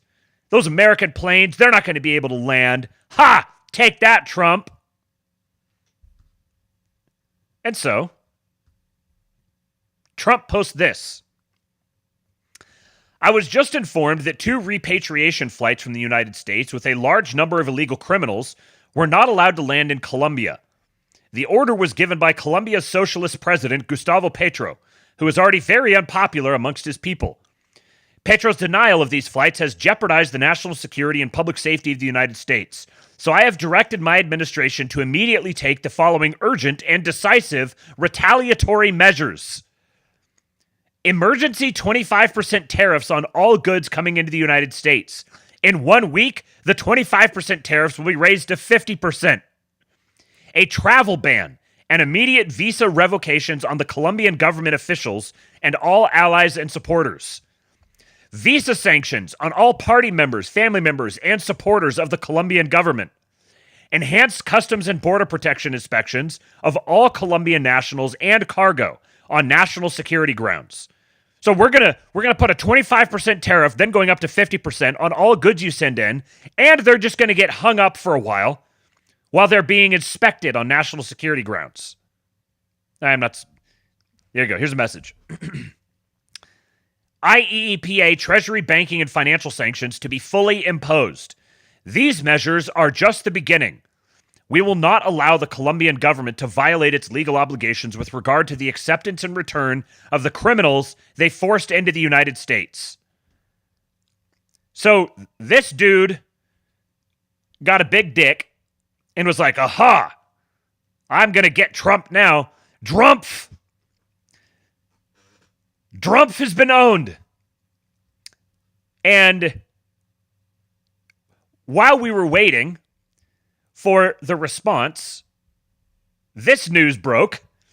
Married Colombian President Gustavo Petro says he's not gay after he's seen in Panama with trans woman Linda Yepes. Now this dude is, oh crap. Oh crap. This goes viral. Everyone's dunking on the guy. And 39 minutes after Trump announced the retaliatory tariffs, he straight up called them retaliatory tariffs. 39 minutes later, this was released. The government of Colombia has agreed to all of President Trump's terms, including the unrestricted acceptance of all illegal aliens from Colombia returned from the United States, including on U.S. military aircraft, without limitation or delay. Based on this agreement, the fully drafted IEEPA tariffs and sanctions will be held in reserve and not signed unless Colombia fails to honor this agreement. The visa sanctions issued by the State Department and enhanced inspections from Customs and Border Protection will remain in effect until the first plane load of Colombian deportees is successfully returned. So, the tariffs and sanctions are fully drafted. They're going to be held in reserve and not signed. But the visa sanctions and the enhanced inspections from CBP are going to stay in place. So yes, you capitulated, but these are going to be held over your head until you actually fully comply. And not only did he just accept them sending U.S. military aircraft with deportees on them, he also said the presidential planes, we're going to send our presidential planes up to pick them up. The greatest capitulation of all time. And it took 39 minutes. And then, the absolute capper. Immediately after that, Trump posted this on Truth Social. A picture of him in a zoot suit with FAFO behind him. Who needs Netflix, man? We've got real life. The President of the United States just posted an AI-generated picture of him in a zoot suit saying, fuck around and find out. To the shithole country president whose back he just completely broke. I don't think I shared the tweet that, he was the one who posted this. I don't think I saved the tweet of from Whoa. Let me see if I can find it here real quick. See how much he's tweeted today. Because I should have saved it, and he had the perfect take on this. Let's scroll. Scroll. At Treble Woe on Twitter. A powerful mutual. And he looks like he's been going at it today. So, yeah, I'm still down. I'm only 6 hours ago. Yeah, I'm not going to find it. But he basically said that a lot of these people may think he's just been planning this in the last week, but they've had this game plan prepared for a year. And they were just waiting for the first country that decided to feel froggy. They're like, "Oh, we're going to push back. All right, you're going to get a rod from God." Just completely crushed him, humiliated him. Got the base all wound up. The memes started flowing. And in the midst of all of this, here's where he was. You'll never guess. Of course you'll guess. You know exactly where he was while this was happening.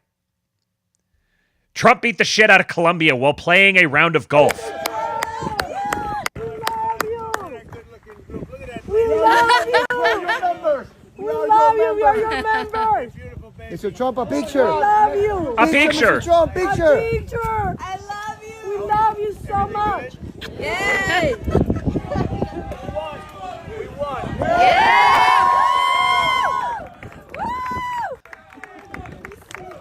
So funny. Now watch this drive. Yeah.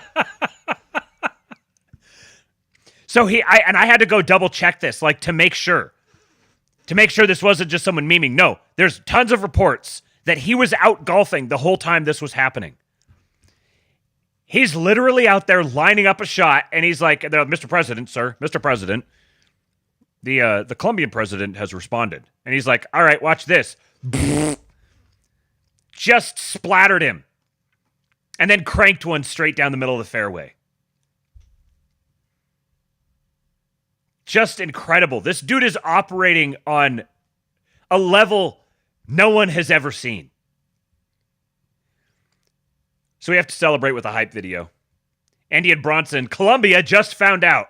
Put on notice, if you fuck around with us, if you do something bad to us, we are going to do things to you that have never been done before. The forgotten men and women of our country will be forgotten no longer.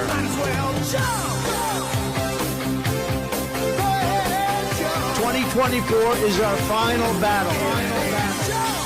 They stole our jobs and they plundered our wealth. The future does not belong to globalists. The future belongs to patriots. The activation word, Ronald McDonald. We will drive out the globalists. Patriots go. We will cast out the communists. America will start winning again. Winning like never before. We will bring back our jobs. We will bring back our borders. And we will bring back our dreams. Go ahead and Trump. That's right. Shout out to Alex Emmons. $5 Canadian. Some more leaf bucks from Slosher. He says, heard unconfirmed rumors that Trudeau and his advisors are just hoping Trump is bluffing about tariffs and don't have a plan if he isn't. Oh, man. Well, we've seen how this has been going. So his MO for a long time, everyone's gotten real. Thank you for the super chat, man. Very much appreciated. I see we got to 109 likes. 109. It's got to be 110. If it's going to be 109, it's got to be 110. Come on, guys. We still got 168 watching. So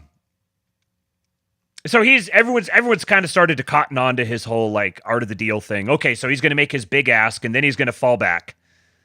He'll fall back to something less. So he says, okay, I want Greenland. All right, so he's starting off with, I'm going to buy Greenland, and then we'll settle with like some sort of trade deal or something like that. We'll give him some limited rights or whatever. And then he gets on a call with the Prime Minister of Denmark, and right when they think they've got him figured out, he's like, no, I'm not doing a big ask. I'm not budging. You're going to sell Denmark to us. Figure it out. And just melts their faces all over again. The best negotiator any of us has ever seen. And I don't care if you call me a shill. I'm witnessing history, and I'm going to enjoy every last little bit of it. Now, continuing the immigration conversation, things are getting even more spicy. Mike Lee, Senator Mike Lee, rumored shortlist for the next Supreme Court Justice, Mike Lee,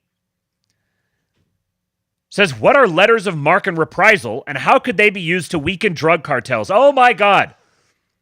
We're talking about letters of marque and reprisal. Letters of marque and reprisal are government-issued commissions that authorize private citizens, privateers, to perform acts that would otherwise be considered piracy, like attacking enemy ships during wartime. Privateers are rewarded with a cut of the loot they bring home. We're going to make privateering great again, folks. Legal basis in the U.S. The U.S. Constitution authorizes these commissions in Article 1, Section 8, giving Congress the power to grant letters of marque and reprisal. While Congress hasn't issued one in over a century, the authority to do so still exists. Modern context, Mexican drug cartels. Using letters of marque and reprisal could be a novel but effective response to unique threats posed by drug cartels, especially in response to threats by the cartels to target U.S. planes returning illegal immigrants to their countries of origin. How could they be applied? Authorization. Congress could issue letters of marque and reprisal authorizing private security firms or specially trained civilians to intercept cartel operations, particularly those involving drug shipments or human trafficking across borders. Focus on disrupting supply lines, capturing high-value targets, or seizing assets like boats, vehicles, cash, gold, or equipment used in criminal activities. Advantages. Private entities operate with more agility than the government, adapting quickly with the tactics of cartels. Would reduce the financial burden on taxpayers as privateers receive only a cut of what they recover and return to the U.S.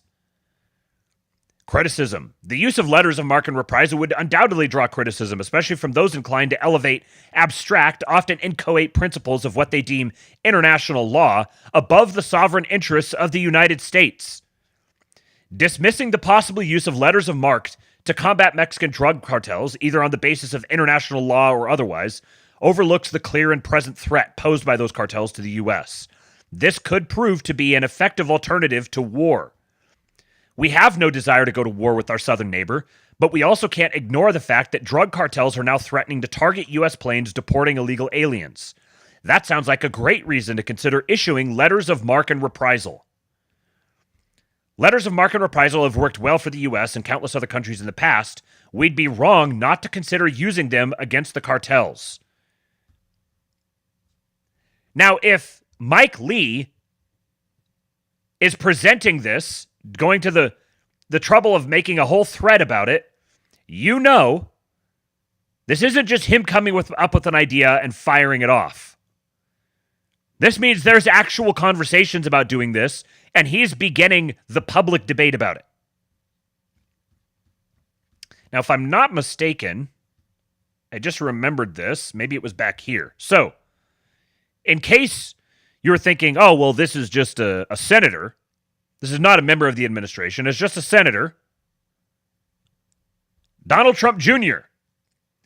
If you're looking for an effective, efficient, DOJ-compliant way to combat Mexican drug cartels, especially those now threatening to target U.S. planes deporting illegal aliens, you will really like this thread proposing letters of marque and reprisal as a possible solution.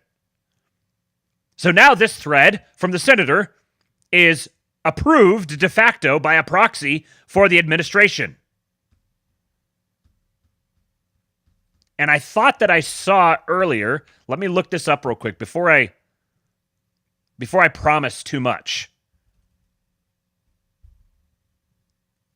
Let me see if I actually saw what I thought I saw. Got to scroll just a little bit. Aha, I did. It was a different thread. You guys,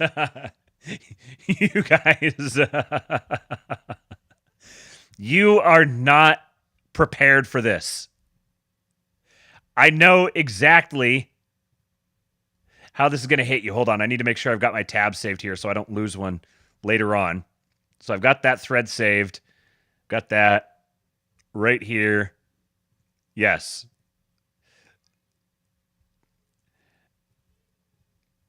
So Mike Lee had said earlier yesterday, he said if Mexican cartels target U.S. planes returning illegal immigrants, it'll be time for Congress to issue letters of marque and reprisal. And, Eric Prince tags himself and says Eric Prince is standing by.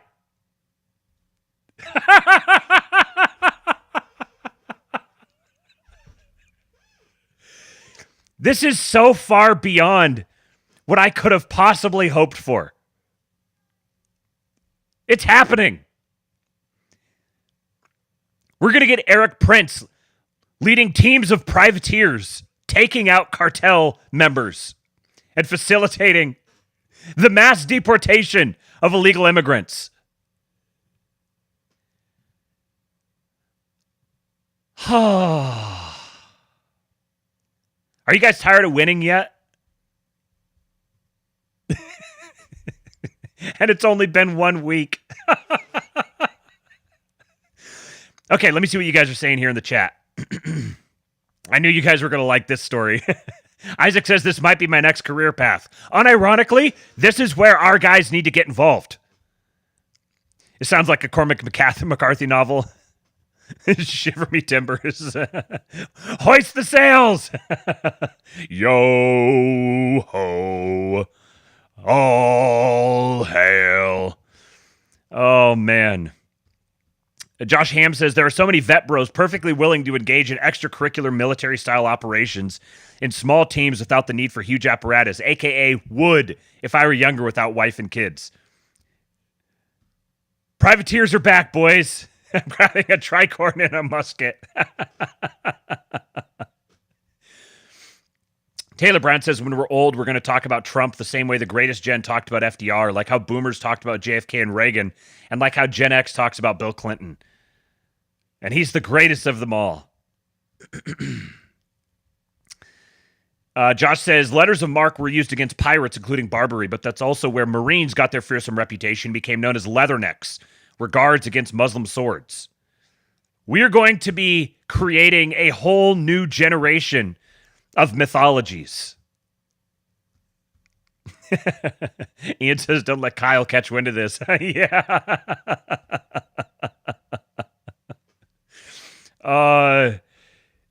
Okay, hold on here. Duffhead is saying that he just sent me something, so we're going to get some additions here in real time. This may happen once in a while. You may get you have the ability to submit a story for the Astrolabe in real time.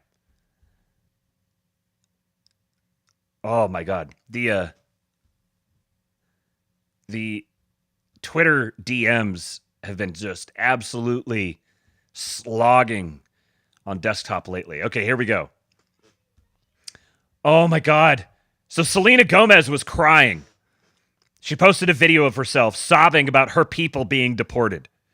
You know, right now, Trump is deporting a bunch of violent pedophiles and sex traffickers, and Selena Gomez has been commissioned to go out and cry and make people think that she cares.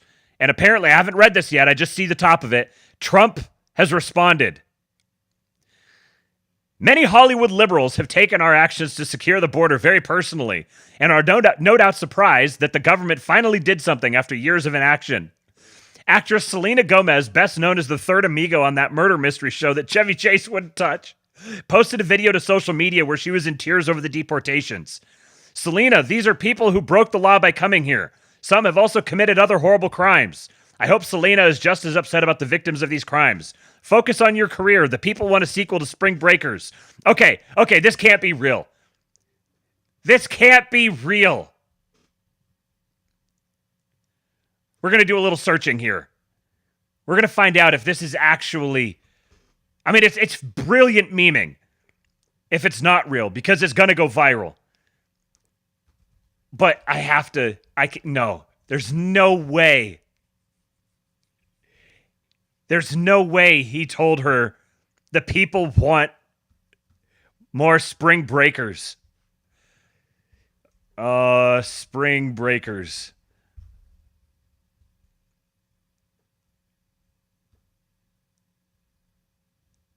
Okay, so everything's coming back to here. I'm not seeing enough people talking about it just yet for me to actually believe that it's real. I think it's brilliant memeing. That's the thing with some of these stories, is that it almost doesn't matter if it's real or not, because it just feeds the zeitgeist. When you shitpost well enough, it doesn't matter. Oh my God, I really hope this is real. I'm looking at the replies. All right, I'm not getting a clear indication one way or the other. So we'll find out. We'll find out by tomorrow. We'll know for sure whether it's real or not.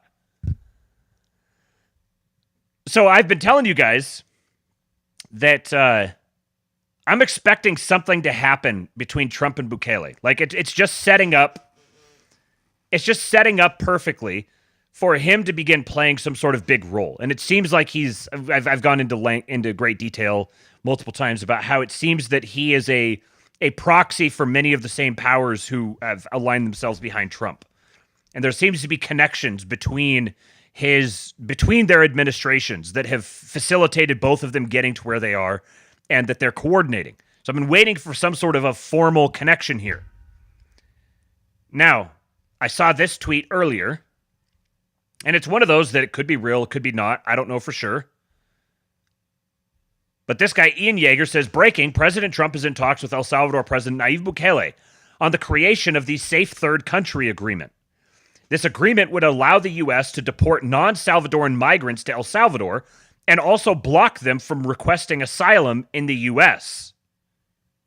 So not just Salvadoran migrants being returned to El Salvador, but non-Salvadoran migrants. So you've seen the pictures of all the guys in their underwear, nuts to butts, in El Salvador. And an agreement like this would signal to people, if you get arrested, you may not just wind up in some sort of like cozy American prison. You're going to get arrested, and you're going to get sent to Bukele, the butcher of the gangs. And you're going to wind up in an El Salvadorian prison. Now, I'd highlighted this and was like, okay, I'm gonna keep an eye for something more. And just before I went live here, this one dropped. They're very dangerous people. They're violent people. I used to say these are more violent than our criminals. In fact, the best part about them is they make our criminals look quite nice, actually, by comparison. They are very violent people. We also have many violent criminals in our country, however, that did not necessarily come here illegally, but have been arrested 30 times, 35 times, 41, 42 times in a couple of cases, 25 times, 18 times, many for murder and other heinous charges such as pushing people into subways. As the train's coming along at 45 miles an hour, boom, you get pushed into the subway. They had it last week. Hitting them in the head with baseball bats while they're not looking, punching old ladies in the face, knocking them unconscious and stealing their purse. They even break into apartments and rape elderly women and beat up elderly men, beat them to hell. And I don't want these violent repeat offenders in our country any more than I want illegal aliens from other countries who misbehave. And I say, so he's not just talking about illegal aliens. He's not just talking about violent illegal aliens. He's talking about repeat offenders in the United States. hey, and this is subject to getting it approved, but if they've been arrested many, many times, they're repeat offenders by many numbers. I want them out of our country. I also will be seeking permission to do so. We're going to get approval, hopefully, to get them the hell out of our country along with others. Let them be brought to a foreign land and maintained by others for a very small fee as opposed to be maintained in our jails for massive amounts of money, including the private prison companies that charge us a fortune. Now, let them be brought out of our country and let them live there for a while. Let's see how they like it. You'll see crime all over the country dry up. Essentially, that's what Venezuela and other countries are doing. They're getting rid of their criminals and putting them into the United States of America. And their crime is down by almost 80%. We're going to restore law and order in America, and we want to bring back the death penalty for these horrible people that kill people. They kill people.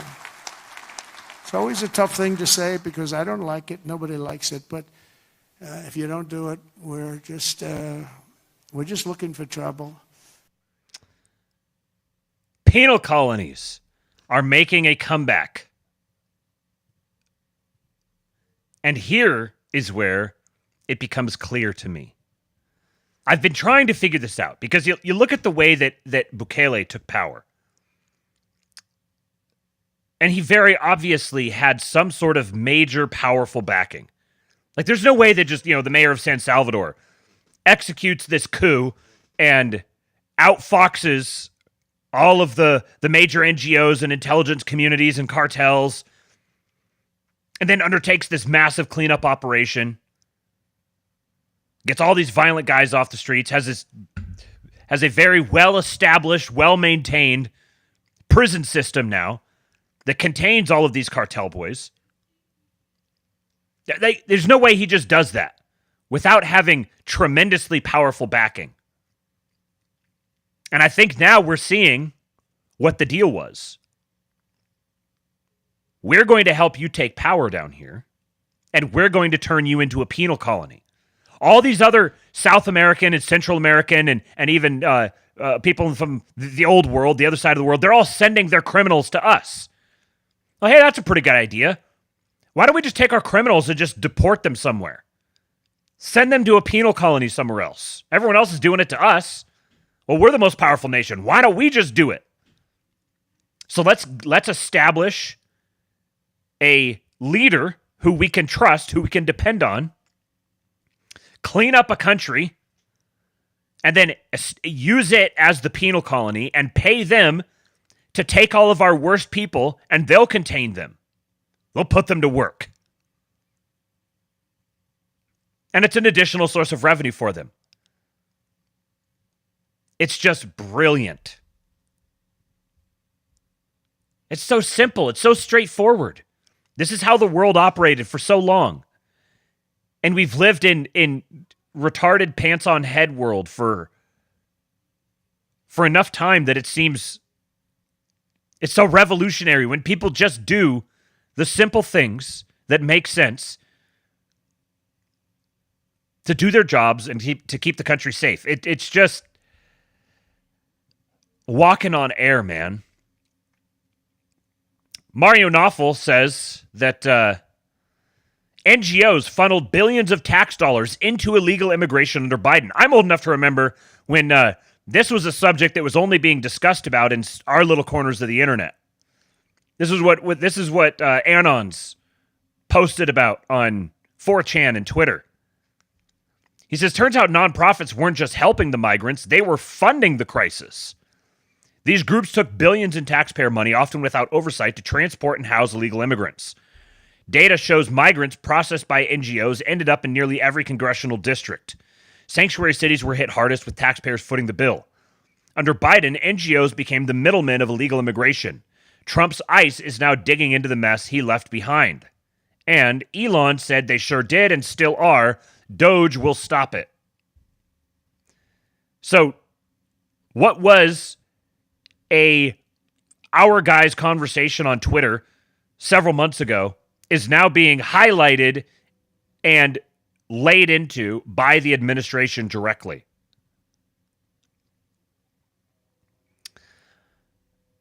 All right, now our poor Europor brethren. We got to pray for our European brothers. Yeah, I happen to think we're going through a process now of ethnogenesis.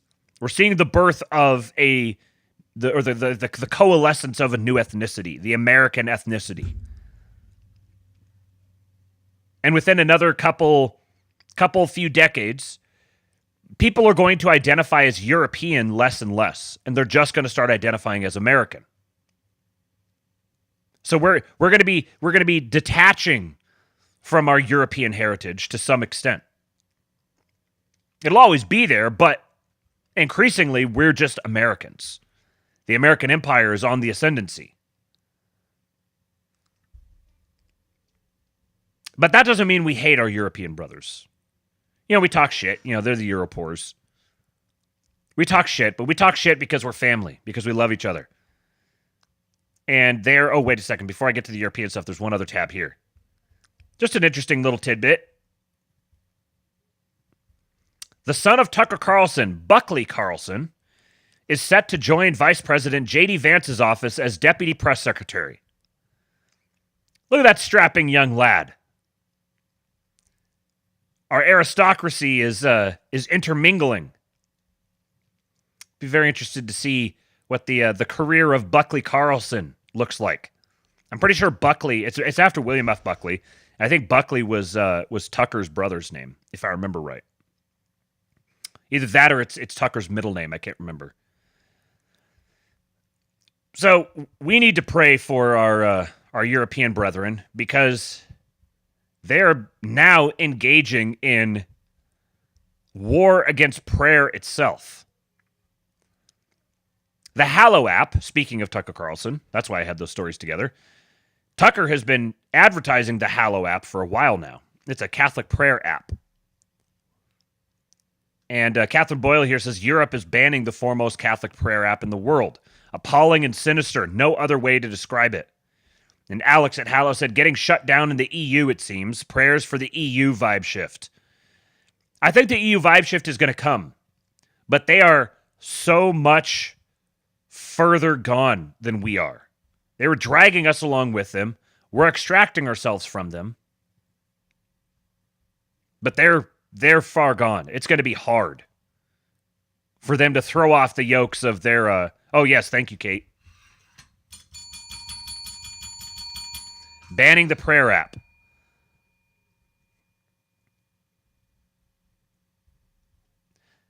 Trump freezes relations with Brussels in favor of direct negotiations with EU country leaders.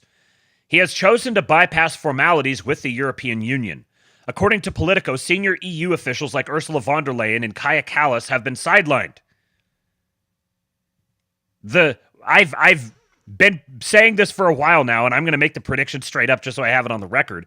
Trump is going to end the EU.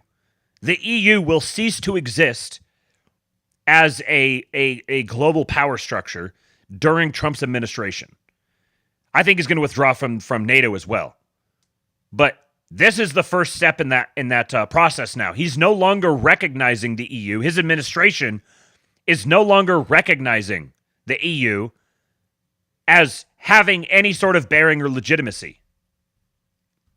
No EU representative was invited to Donald Trump's inauguration, and Callas's request to U.S. Secretary of State Marco Rubio was to participate in the EU foreign ministers meeting was ignored. They just ignored them. In case you think that they maybe don't understand what the problems are here, they understand what the problems are here. Go listen to Tucker Carlson's recent conversation with Kurt Mills from the American Conservative. Pete was raving about it yesterday. I've only just started it. But it's very obvious they know what's going on. Scott Bessent was confirmed at Treasury today. Scott Bessent knows what's going on. He's calling for a new Bretton Woods arrangement, which is, if you understand the subtext here, this is the full emancipation of the United States from the clutches of the old British or the old European colonial powers. Instead, Rubio is actively engaging with the foreign ministers of Poland, Italy, Lithuania, and Latvia. Now, isn't that interesting? So Poland, we've got Germany, who is completely on the rocks, posted their second straight year of negative GDP growth. They've traded cheap Russian gas for worthless Ukrainian war bonds. All of their... What is it? China's talking about buying out those little-known companies, Volkswagen and BMW and Mercedes. Germany is dead. Rubio is engaging with Poland, who stands to gain significantly from a German collapse. And Germany obviously has been the big dog with the EU, so they're being ignored. They're talking to they're driving a wedge right between them. We're going to talk to Poland and Italy. Maloney, who pretty obviously is a front for the Pentagon, and then Lithuania and Latvia. Western Europe is getting frozen out. While Trump himself has already discussed relevant matters directly with Danish Prime Minister Mette Frederiksen, Donald Trump has made it clear that he views EU representatives as lacking legitimacy. The EU is cooked. Here is the Belarusian president talking to a Sky News reporter, and you'll have to watch this one. So if you're just listening, if I'm remembering right, there's closed captions on this because he's speaking Belarusian or whatever language they speak over there, and he cooks this poor Sky News reporter. Normally, in an election, the other candidates will be highly critical of the incumbent because they want to replace them. But here, of course, criticism of you, the president, is banned. So how is this a fair election? Это у вас не просто критикуют власть, а поносят ее как хотят, и вы уже достукались до того. I don't know if that's actually large enough to be able to see on the screen, so I'm just going to... This is a short clip, so I'm just going to read what he says here. So he says, it's in your country, they not only criticize the government, but slander it as they please. And you've already got to the point where you were recently ruled by an Indian. Why am I saying this? Because when I met with the English, I told them, you're doing a great job. You used to be an empire. And now your subordinates have come in and are ruling you. Strange for Great Britain. And our oddity is that our government is not being criticized. I did not forbid anyone from doing anything. I did not forbid because I do not need it. Lukashenko is seizing his moment. You guys are doing a great job. Once upon a time, you were an empire. Now you're being ruled by your subordinates.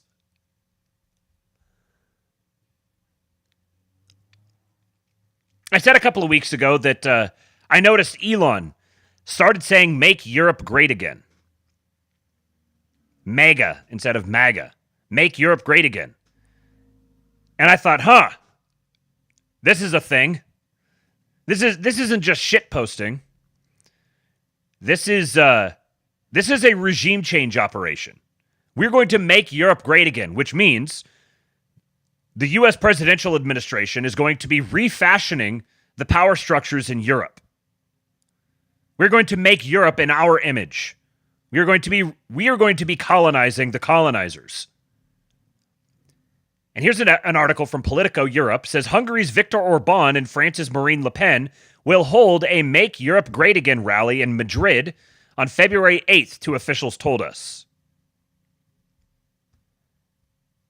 Patriots Party prepping up grand far-right love fest. The newly created European Union far-right party, the Patriots for Europe, home to populists like Hungary's Viktor Orban and France's Marine Le Pen, will hold a Make Europe Great Again rally in Madrid on February 8th, two officials told Politico. The rally's headline is a tribute to United States President Donald Trump's campaign and rhetoric, which the Patriots Party is now emulating across Europe. The Patriots Party, a brainchild of Orban that has a €5 million annual budget, was founded after the June 2024 European election to bring together Europe's populist far right and influence Brussels from within its institutions. Of the 720 lawmakers in the European Parliament, 86 are a part of the Patriots, making it the third largest political group. Over in the European Council, the Patriots are currently only represented by Orban, but that could change with the current shift of political power across Europe. Austria's far-right Freedom Party, which is part of the Patriots, is in government coalition negotiations with its leader, Herbert Kickl, on course to become the country's chancellor. Meanwhile, National Rally's Le Pen is at the top of polls in France and could score the presidency in the 2027 election, while the Czech Republic's anti-establishment ANO party and its leader Andrej Babiš are on course to lead the country after October's national election. So, this is the way I read this is the Trump administration orchestrating their own, their own color revolutions. They're dividing and conquering Europe. And now with this vibe shift, this isn't just happening in the United States. Like, everyone else is now affected by what's happening in the United States. And this is what a lot of people have been saying for a long time. That once the U.S. gets its shit together, and the first election of Trump was an attempt to do this, and now it's really happening, it carves out the space for all these other countries to start doing their own thing. And so we're going to see some new European coalitions form. None of this stuff really, it's hard to say now because anything could happen these days, but a lot of these things aren't going to, they're easier to see in retrospect. You're not going to get like a clean, hard break. Like, today is the day that the European Union dissolved. It's going to limp its way into death spasms and just kind of fade away, and people are going to ignore it. And so a lot of that infrastructure, I think, is going to be taken over by whatever this new coalition that forms between Marine Le Pen, to whatever extent she's influential within France, and Meloni. And I would expect that Donald Tusk is either going to get replaced or he's going to bend the knee. He's been a complete shit-lib World Economic Forum stooge for a long time. But as these old patronage networks of the former regimes begin to collapse, there's going to be a lot of mercenary-type people who walked the walk and talked the talk and did whatever they were supposed to do before, And they'll just happily change their tune and fall in line with whatever the new arrangement is. But Europe is going to get completely restructured. Tweety Bird says, did Trump just franchise MAGA? That's a good way of putting it, yeah. Now we're going to get little MAGA franchises all over Europe. In all seriousness, though, like, I want to see Europe recover its beauty. I spent some time in Europe, and you can feel the old spirits in the air. These are ancient lands with so much history that goes back so far. And I want to see Europe great again. And if they have to do this under the auspices of a recharged, ascendant, sovereigntist United States, they're going to have to take some tough medicine. It's going to be rough. And they're going to lose a lot of their sovereignty. That's going to be the deal. But here's the thing. Under the current geographical and economic state of things, Europe cannot be independent and sovereign and a superpower. They can't be sovereign and a superpower. They just can't. They don't have the energy resources sufficient to maintain a superpower level first world standard of living while being completely independent and autarkic. They don't have the capacity for autarky. Because Europe is not a continent. This always drove me crazy when I was a kid. Europe is not a continent. It's a peninsula. It's a peninsula with some, like, archipelagos around it. So we've spent however many years with European, like, continental and then British powers being the reigning powers of the world. That era is done. We spent the last several decades pretending that they are. And we're not going to do that anymore. It is not in America's interest to treat European nations like peer countries, like peer nations. They aren't. They simply are not. They don't have the remotest capacity. If the European nations were absorbed as states, they would be some of the poorest states in the Union. They might be very posh and foppish, but they'd be looking up at, like, Mississippi.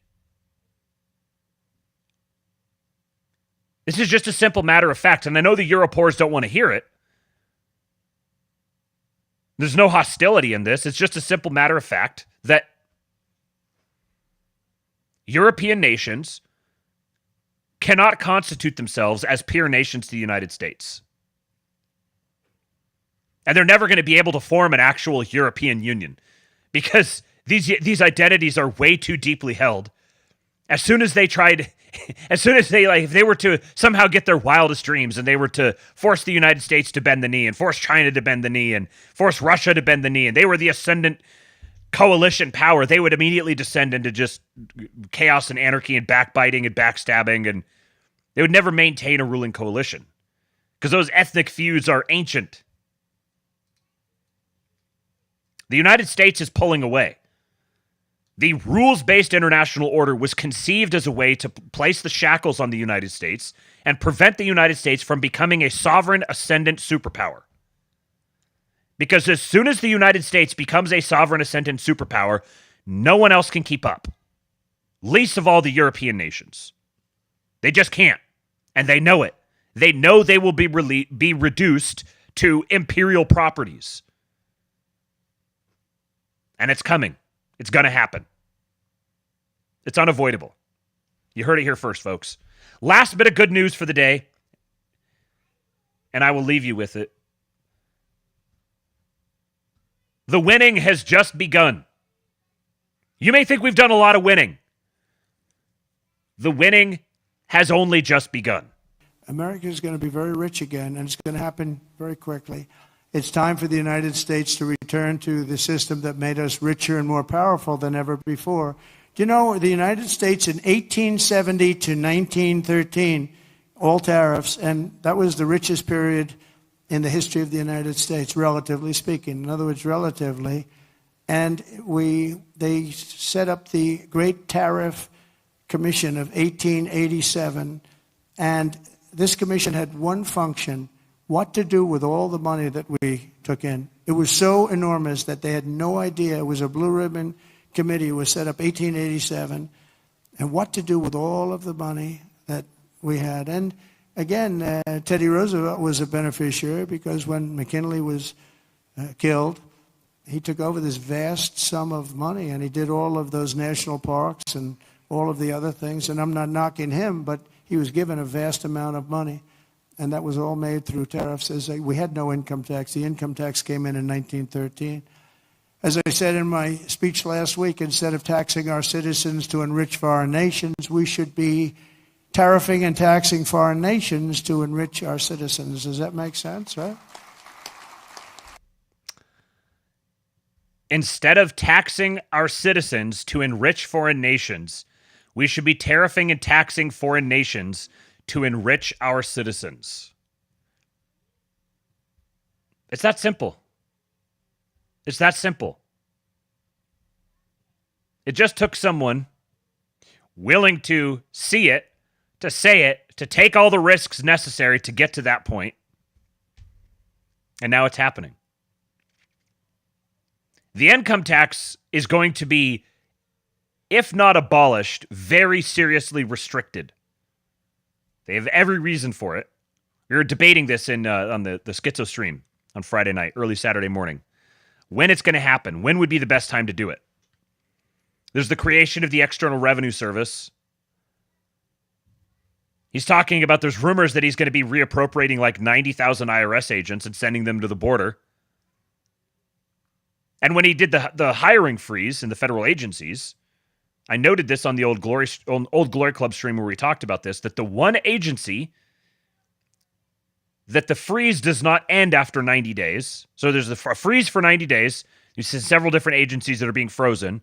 And the director of OMB, Russ Vogt, and the Doge, and maybe I think it was the Treasury Secretary, have to present a new like business plan for these different agencies, very stripped down, and before they can begin hiring again. The IRS is not subject to that 90-day term for this freeze. The IRS is frozen indefinitely until, I believe it was Elon, Besant, and Russ Vogt, the three of them, determined themselves that it's time to start hiring for the IRS again, which means they could just choose to never do that. I think the IRS is going. I think the IRS is going. I think the income tax is going.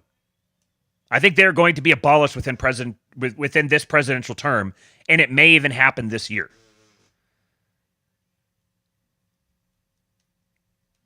Slosha says if he gets rid of the income tax, it'd be hilarious to see the Dems try to reimpose it. Yeah, it's a complete political non-starter.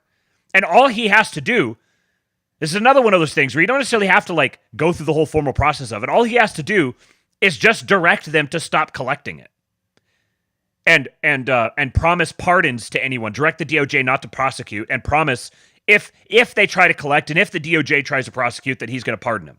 That's all he'd have to do. It's fully within his control. He can unilaterally just effectively end the IRS and the income tax altogether. And I really don't think that he would be out here talking about it like this if he wasn't planning on doing it. It's a new world, folks. No fucking blackbilling. Do me a favor and hit the like button, subscribe to the channel.